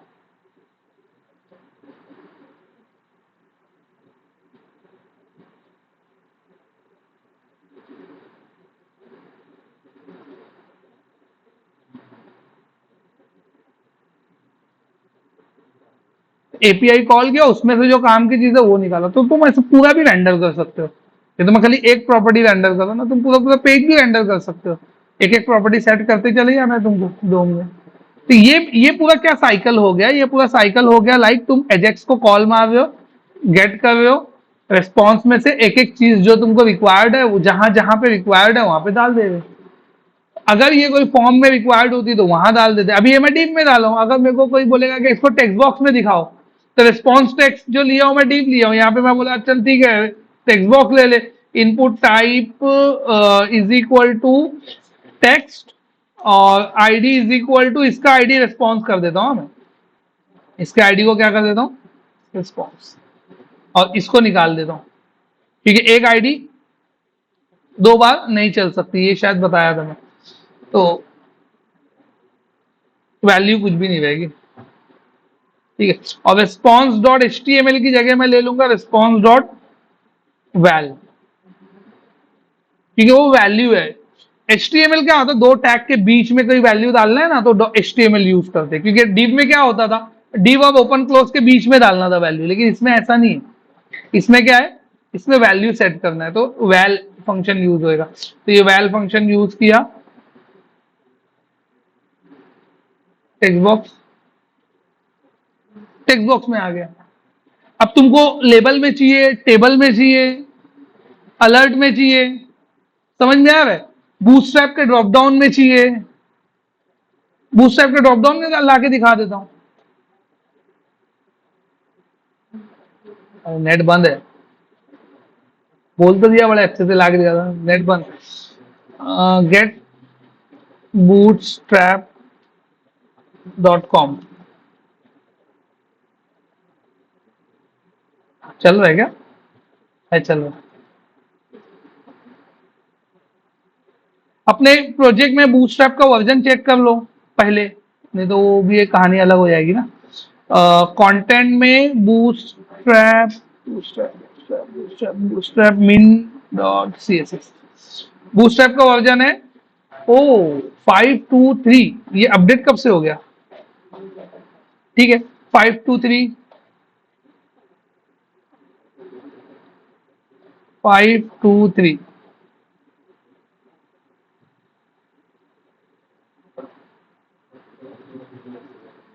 बूटस्ट्रैप डॉट दोनों जगह चेक कर लेता हूँ। min डॉट जेस, हाँ वही है, 523 है। तो जो भी वर्जन रहेगा तुम्हारे प्रोजेक्ट में वो वाला ही वर्जन की का ही कोड निकाल के डालना।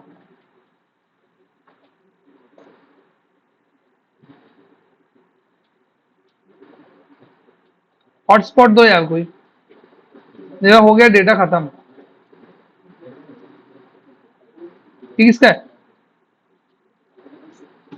खुल गया।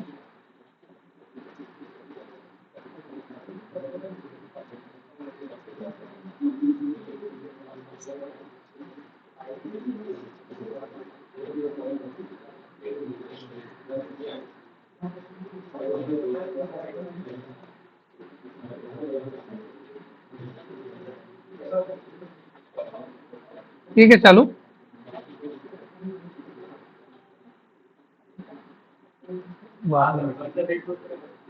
1+70 ये क्या? हाँ ये भी ओपन ही दिख रहा है ना।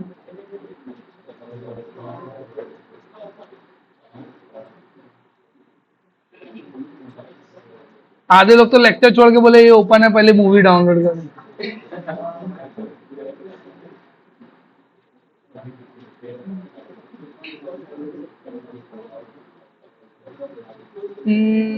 डाउनलोड कंटेंट, ये यार पूरा अलग है इसका मामला।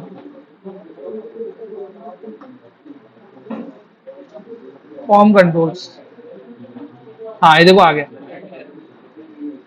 फॉर्म कंट्रोल में कौन सा कंट्रोल लूं?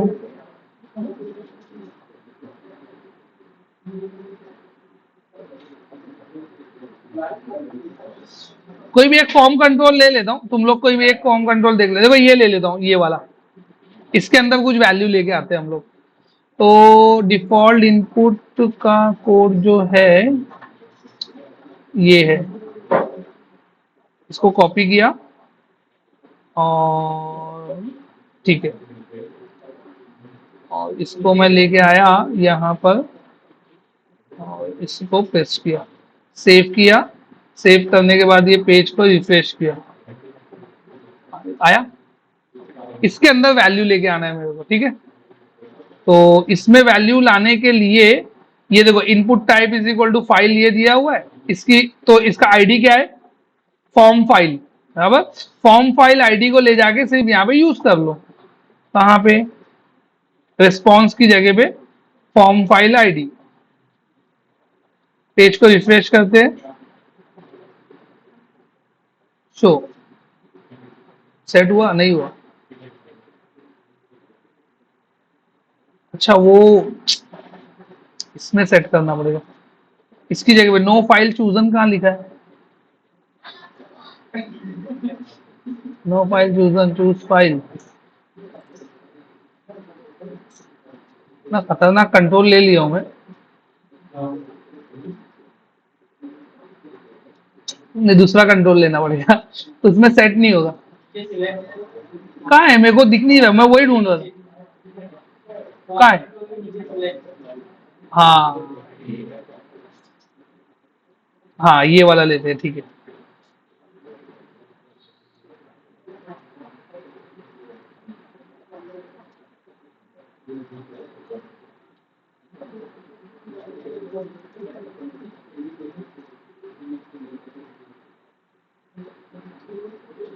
पहले इसको रिफ्रेश करके देख लेते क्या बन के आ रहा है। हाँ। तो देखो ये 1 2 3 मेनू आया है, तो हम लोग क्या करते हैं, कोई एक को रिप्लेस कर देते, 3 को रिप्लेस कर देते, 3 को एक आईडी दे देते, ID is equal to 3।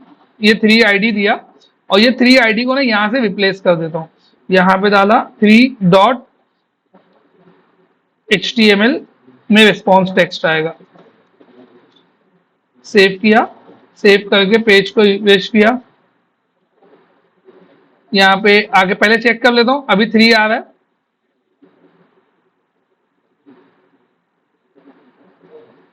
Asia तो तुमको जो कंट्रोल में चाहिए वो कंट्रोल में वैल्यू लेके जाए। तो मतलब एक जस्ट एक एग्जांपल तुमको दिखा दिया, आईडी दो, वैल्यू वाले आके सेट करो, दैट्स इट। तुमको अभी जैसे मेरे पास में 3-4 चीज है ना, मेरे जेसन में मैं क्या करता हूँ, फर्स्ट में ये दिखाता हूँ, सेकंड में ये दिखाता हूँ, थर्ड में ये दिखा देता हूँ, वो ड्रॉप डाउन में ऐसा कर सकते हैं हम लोग। तो फर्स्ट में नेम, तो उसको कैसा करेंगे हम लोग, सबको अलग अलग वो देना पड़ेगा ना आईडी। तो मैं दिया यहाँ पे आईडी इज इक्वल टू 1, और इसको बोला ID is equal to 2, ID is equal to 3। तो अब यहाँ पे आके इसको मैं कॉपी किया,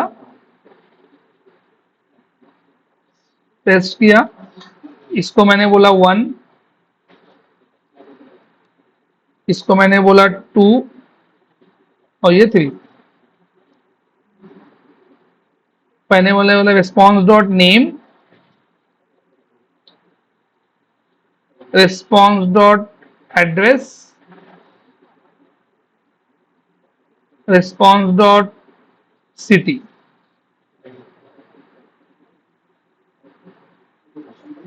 इसको किया मैंने सेव, सेव करके क्या, अरे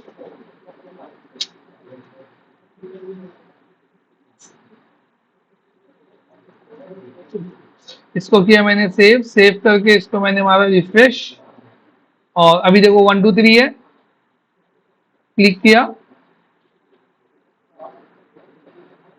समझ में आया क्या? तो ये ड्रॉप डाउन कैसे फील हुआ, ये ड्रॉप डाउन फील हुआ मेरे एपीआई से। सब बॉन्सर ना, वाह।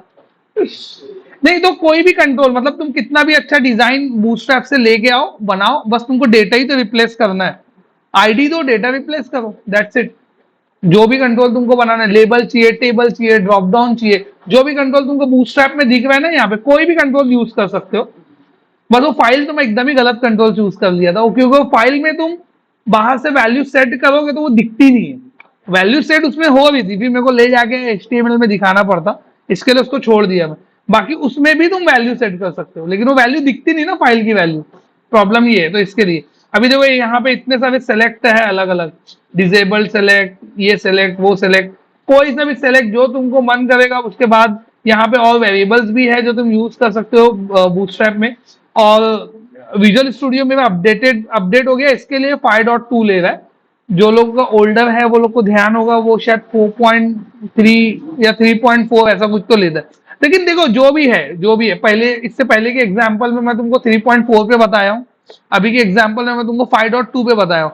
तो जो भी रहेगा हमेशा बूटस्ट्रैप का वर्जन चेक कर लो, जो वर्जन दिखेगा तुमको वही वर्जन सेलेक्ट करो, क्योंकि बूटस्ट्रैप बहुत एग्रेसिवली वर्जन चेंज करता है, तो उसकी वजह से भी प्रॉब्लम आता है। लेकिन तुम्हारे प्रोजेक्ट में तो एक ही वर्जन रहेगा ना, बूटस्ट्रैप कितना भी चेंज करे, जो तुम्हारे प्रोजेक्ट में वही तुम्हारा बूटस्ट्रैप है। तो अभी सबसे ज्यादा जो वर्जन यूज होता है वो 3.4.2 है कि 3.4.1 है, वो 3.4 है। अब उसमें 1 2 जो भी रहेगा तो वो वाला ही यूज होता है ज्यादातर। मेरी बात समझ में आई? तो वो ज्यादा यूज होने वाला वर्जन है, उसको प्रैक्टिस करना है वो भी कर सकते हो, अगर ये वाला देखना है ये भी देख सकते हो। अब वो डिपेंड करेगा तुमको प्रोजेक्ट कौन सा मिलता है, वो तो मैं भी नहीं गेस कर सकता हूँ। तो तुमको जो प्रोजेक्ट मिलेगा उसमें 5 रहेगा कि 3 रहेगा कि 4 रहेगा कि कोई और नया वर्जन बूटस्ट्रैप का है वो रहेगा। तो दोनों ही वर्जन में एक्सप्लेन कर दिया यहाँ पे, दोनों की कोड कैसे निकालना है। बूटस्ट्रैप कोई बड़ी चीज है भी नहीं, और एपीआई कैसे कॉल करना है वो यहाँ पे मैं बता दिया, एपीआई बेसिकली कैसे कॉल होगा। तो एपीआई कॉल करने के लिए एपीआई का यूआरएल हम लोग बताते हैं, उसके बाद उसके अंदर जेसन आता है, जेसन से एक एक प्रॉपर्टी निकाल के हम लोग जहां जहां सेट करना है पूरे पेज में सेट कर देंगे। एक बटन क्लिक किया पूरा पेज फिल हो गया, एक बटन में क्लिक किया पूरा पेज जो है वो फिल हो गया, वैसा हम लोग उसमें बना सकते हैं। तो ये हो गया, और एरर आया तो एरर दिखाएगा। अगर अब देखो, अब मैं एरर वो करूंगा तो एरर मैसेज भी दिखेगा यहाँ पे कि एरर मैसेज क्या आ रहा है। तो ये तो मेरे को समझ में आ गया। एक डिबगिंग टेक्निक में तुमको बता दिया डेव टूल से, दूसरी डिबगिंग टेक्निक में तुमको बताया डिबगर या कंसोल डॉट लॉग से। तो वो भी चेक कर लेते हैं कैसे। लेट्स से मेरे को ये फंक्शन डिबग करना है, यहाँ पे आके लिखने का डिबगर, यहाँ पे आगे क्या लिखने का डिबगर। इसको सेव किया, सेव करके यहाँ पे मैं इंस्पेक्टर में ओपन किया और डायरेक्ट ये पेज पे क्लिक किया, ये तो चल गया, रुका नहीं है। सोर्स में आना पड़ेगा।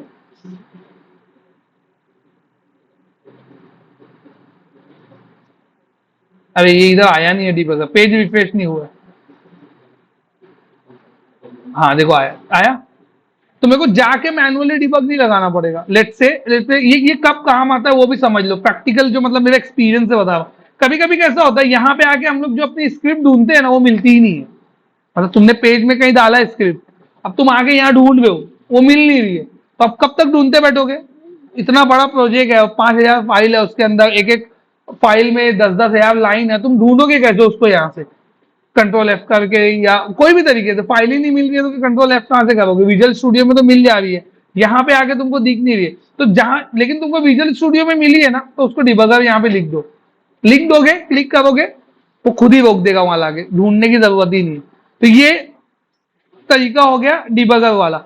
अब कंसोल डॉट लॉग में क्या करते हैं, मेरे को चेक करना है कि ये एरर मैसेज में क्या आने वाला है, मेरे को ये चेक करना है। तो मैं यहाँ पे लिखता हूँ कंसोल डॉट लॉग, और यहाँ पे ये एरर मैसेज को ना डाल देता हूँ। या मैं देख रहा हूँ जेसन में और कौन सी प्रॉपर्टी आ रही है, चलो इधर ही से बता देता हूँ।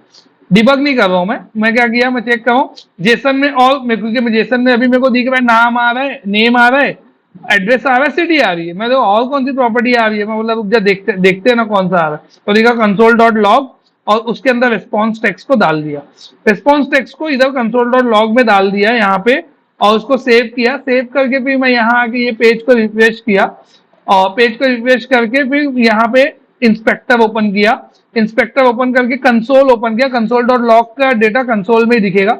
इसको मैं वापस ऐसी जगह लगाता हूँ जो दोनों पेज साथ में दिखे, ये ऐसा, ठीक है। अब ये दोनों साथ में दिखे, इससे मैं क्लिक किया, ये तो फट गया।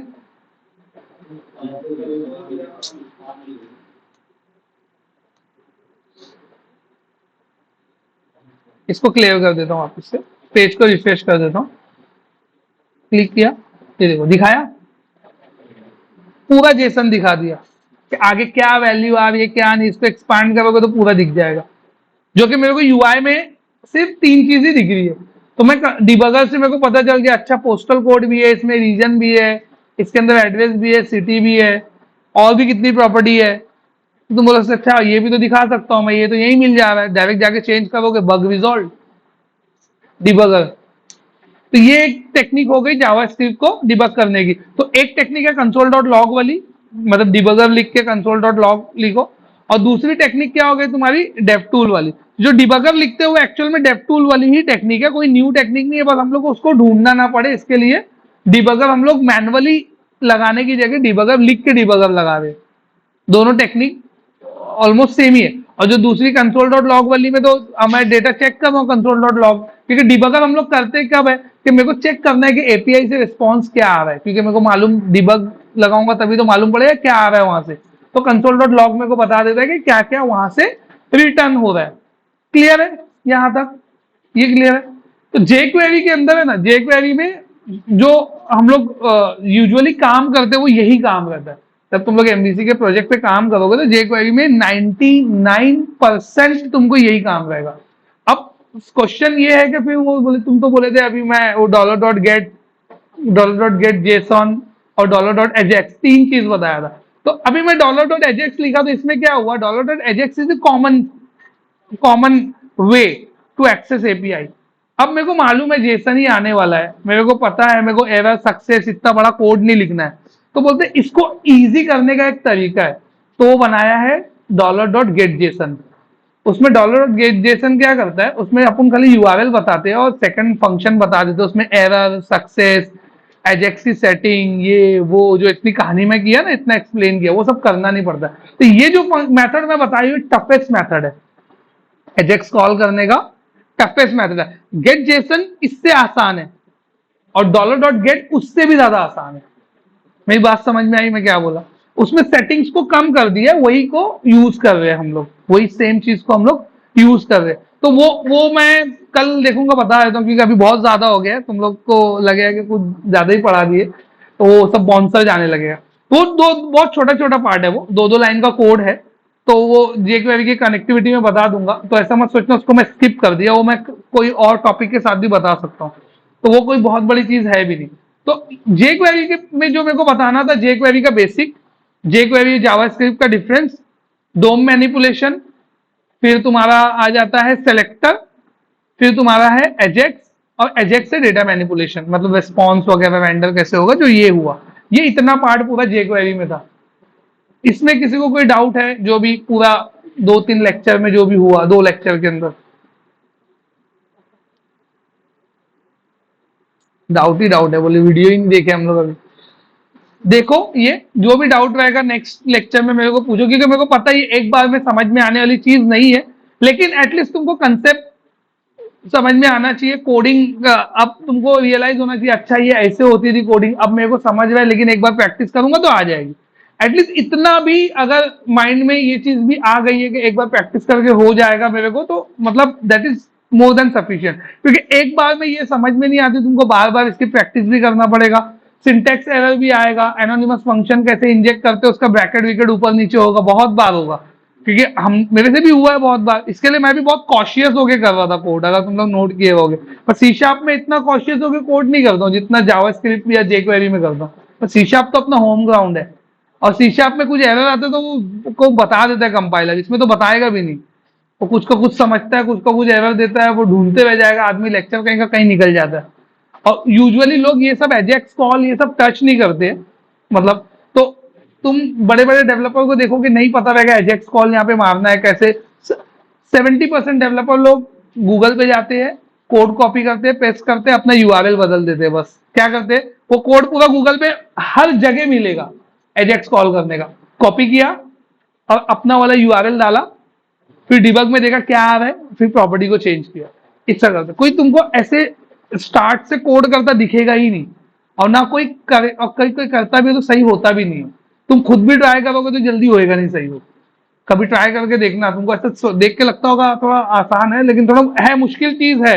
नहीं तो मैं शुरू में ही तुमको बता दिया वैसा, समझेगा। लेकिन वो खुद से कोड करोगे तो मुश्किल है, कॉपी पेस्ट करोगे तो कोई मुश्किल नहीं है। कॉपी पेस्ट किया, बदलना क्या क्या है तुम लोग सोचो ना, यूआरएल बदल दिए हम लोग, और रेस्पॉन्स के फंक्शन में जो कोड लिखना है वो बदले, बाकी सब सेम रहता है, सब चीज सेम। क्या बदलना रहता है अपने को, अपने जेसन की प्रॉपर्टी का नाम, मेरे जेसन में नेम आ रहा है तो नेम लिखूंगा, मेरे जेसन में पोस्टल कोड आ रहा है तो पोस्टल कोड लिखूंगा, टेक्स्ट बॉक्स की जगह मेरे को लेबल में सेट करना है तो वो लिखूंगा, वैल कट करके एचटीएमएल लिखना पड़ेगा, एचटीएमएल कट करके वैल लिखना पड़ेगा, इतना ही चेंज आता है, इतना ही चेंज आता है। और यही चेंज तुमको ऑन जॉब करना भी रहता है। तुम अगर समझ भी गए वो कोड कैसे चल रहा है, तुम देख, अब तो मेरे को ऐसा लगता है कि तुम लोग को देखते साथ समझ में आना चाहिए, अच्छा ये है क्या, हाँ ये तो मेरे को आता है, भले से मैं लिख नहीं सकता लेकिन मेरे को पता है, भले से मैं लिख नहीं सकता लेकिन मेरे को पता है। अब मैं गूगल पे जाऊंगा, मेरे को पता है कौन से एरिया में चेंज करना है, इतना भी तुम आइडेंटिफाई कर लिए तो तुम्हारे कई दिन बच जाते हैं, इन्वेस्टिगेशन के कई दिन बच जाते हैं, जिससे तुम समझ जाते हो कि कोड का फ्लो कैसे चलेगा। हाँ ये कॉल हुआ है, अरे एरर आ रहा होगा, इसके लिए ये फंक्शन में जा रहा है, अच्छा सक्सेस होता होगा तो ये फंक्शन में जाता होगा। अगर तुमको ब्राउजर में दिख रहा है एरर आ रहा है एपीआई से, मतलब एरर में जा रहा है, तो तुमको डिबगर सीधा एरर में ही लगाना है जाके, सक्सेस या एरर दोनों में लगा दो, देख लो डिबगर, डिबगर लगाने आ गया तो तुमको आधा तो तुम कोड ऐसे ही क्रैक कर जाओगे, कि मतलब तुमको टेंशन ही नहीं है ना, तुमको तो पूरा डॉटनेट, पूरा एमवीसी, पूरा जेक्वेरी ये सीखना नहीं है, तुमको उनका प्रोजेक्ट सीखना है, उनके प्रोजेक्ट में जाके डिबगर लगा के चेक कर लो। तो डिबगिंग टेक्निक मेरे को लगता है सबसे ज्यादा इंपॉर्टेंट चीज है जो यहाँ पे है। तो जावास्क्रिप्ट डिबग कैसे करोगे तुम, सी शार्प डिबग कैसे करोगे, सी शार्प का तो बताया हूँ बहुत बार। जावास्क्रिप्ट का इंटरव्यू में भी क्वेश्चन पूछता है, और तुमको ऑन जॉब काम भी आने वाली चीज है वो, तो वो भी तुम यहाँ पे देख सकते हो। क्लियर है? और कुछ क्वेश्चन, कुछ भी? सब एक दूसरे को देख रहे को, कोई पूछ ना ले। मैं तो ये आदमी बोलना चालू करेगा तो 11 बजा देगा, 12 बजा देगा। 11 तो बजी गया होगा मेरे ख्याल से, 10:52 हो गया।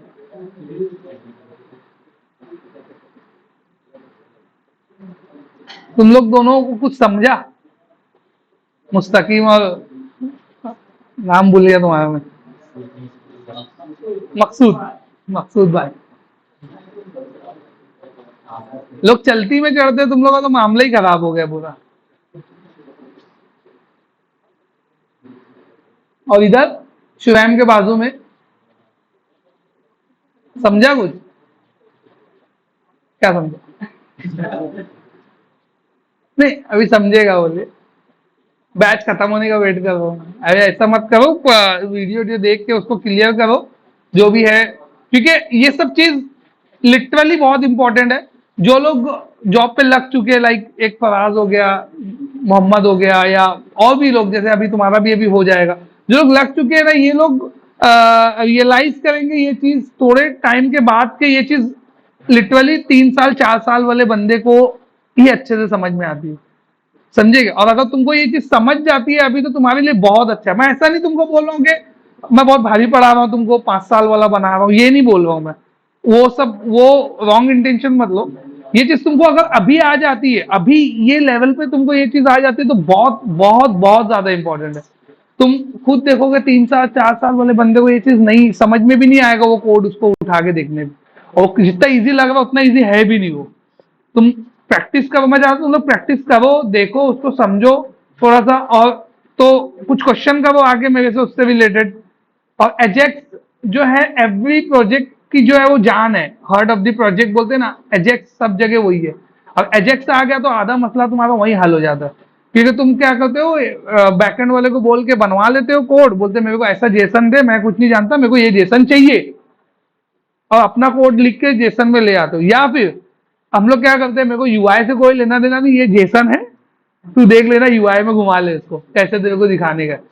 तो दोनों जगह से अपने को मतलब मजबूत रहना है, कि अगर कोई बोले तू यूआई पे काम कर, मतलब तुम्हारा ही टीममेट है, तुमको बोल रहा है कि मैं, तू यूआई पे कर, मैं बैकएंड पे करूंगा, तो उसके लिए भी अपन रेडी रहने का। अगर वो बोल रहा है कि तू बैकएंड पे कर, मैं यूआई पे करूंगा, उसके लिए भी अपने को रेडी रहने का।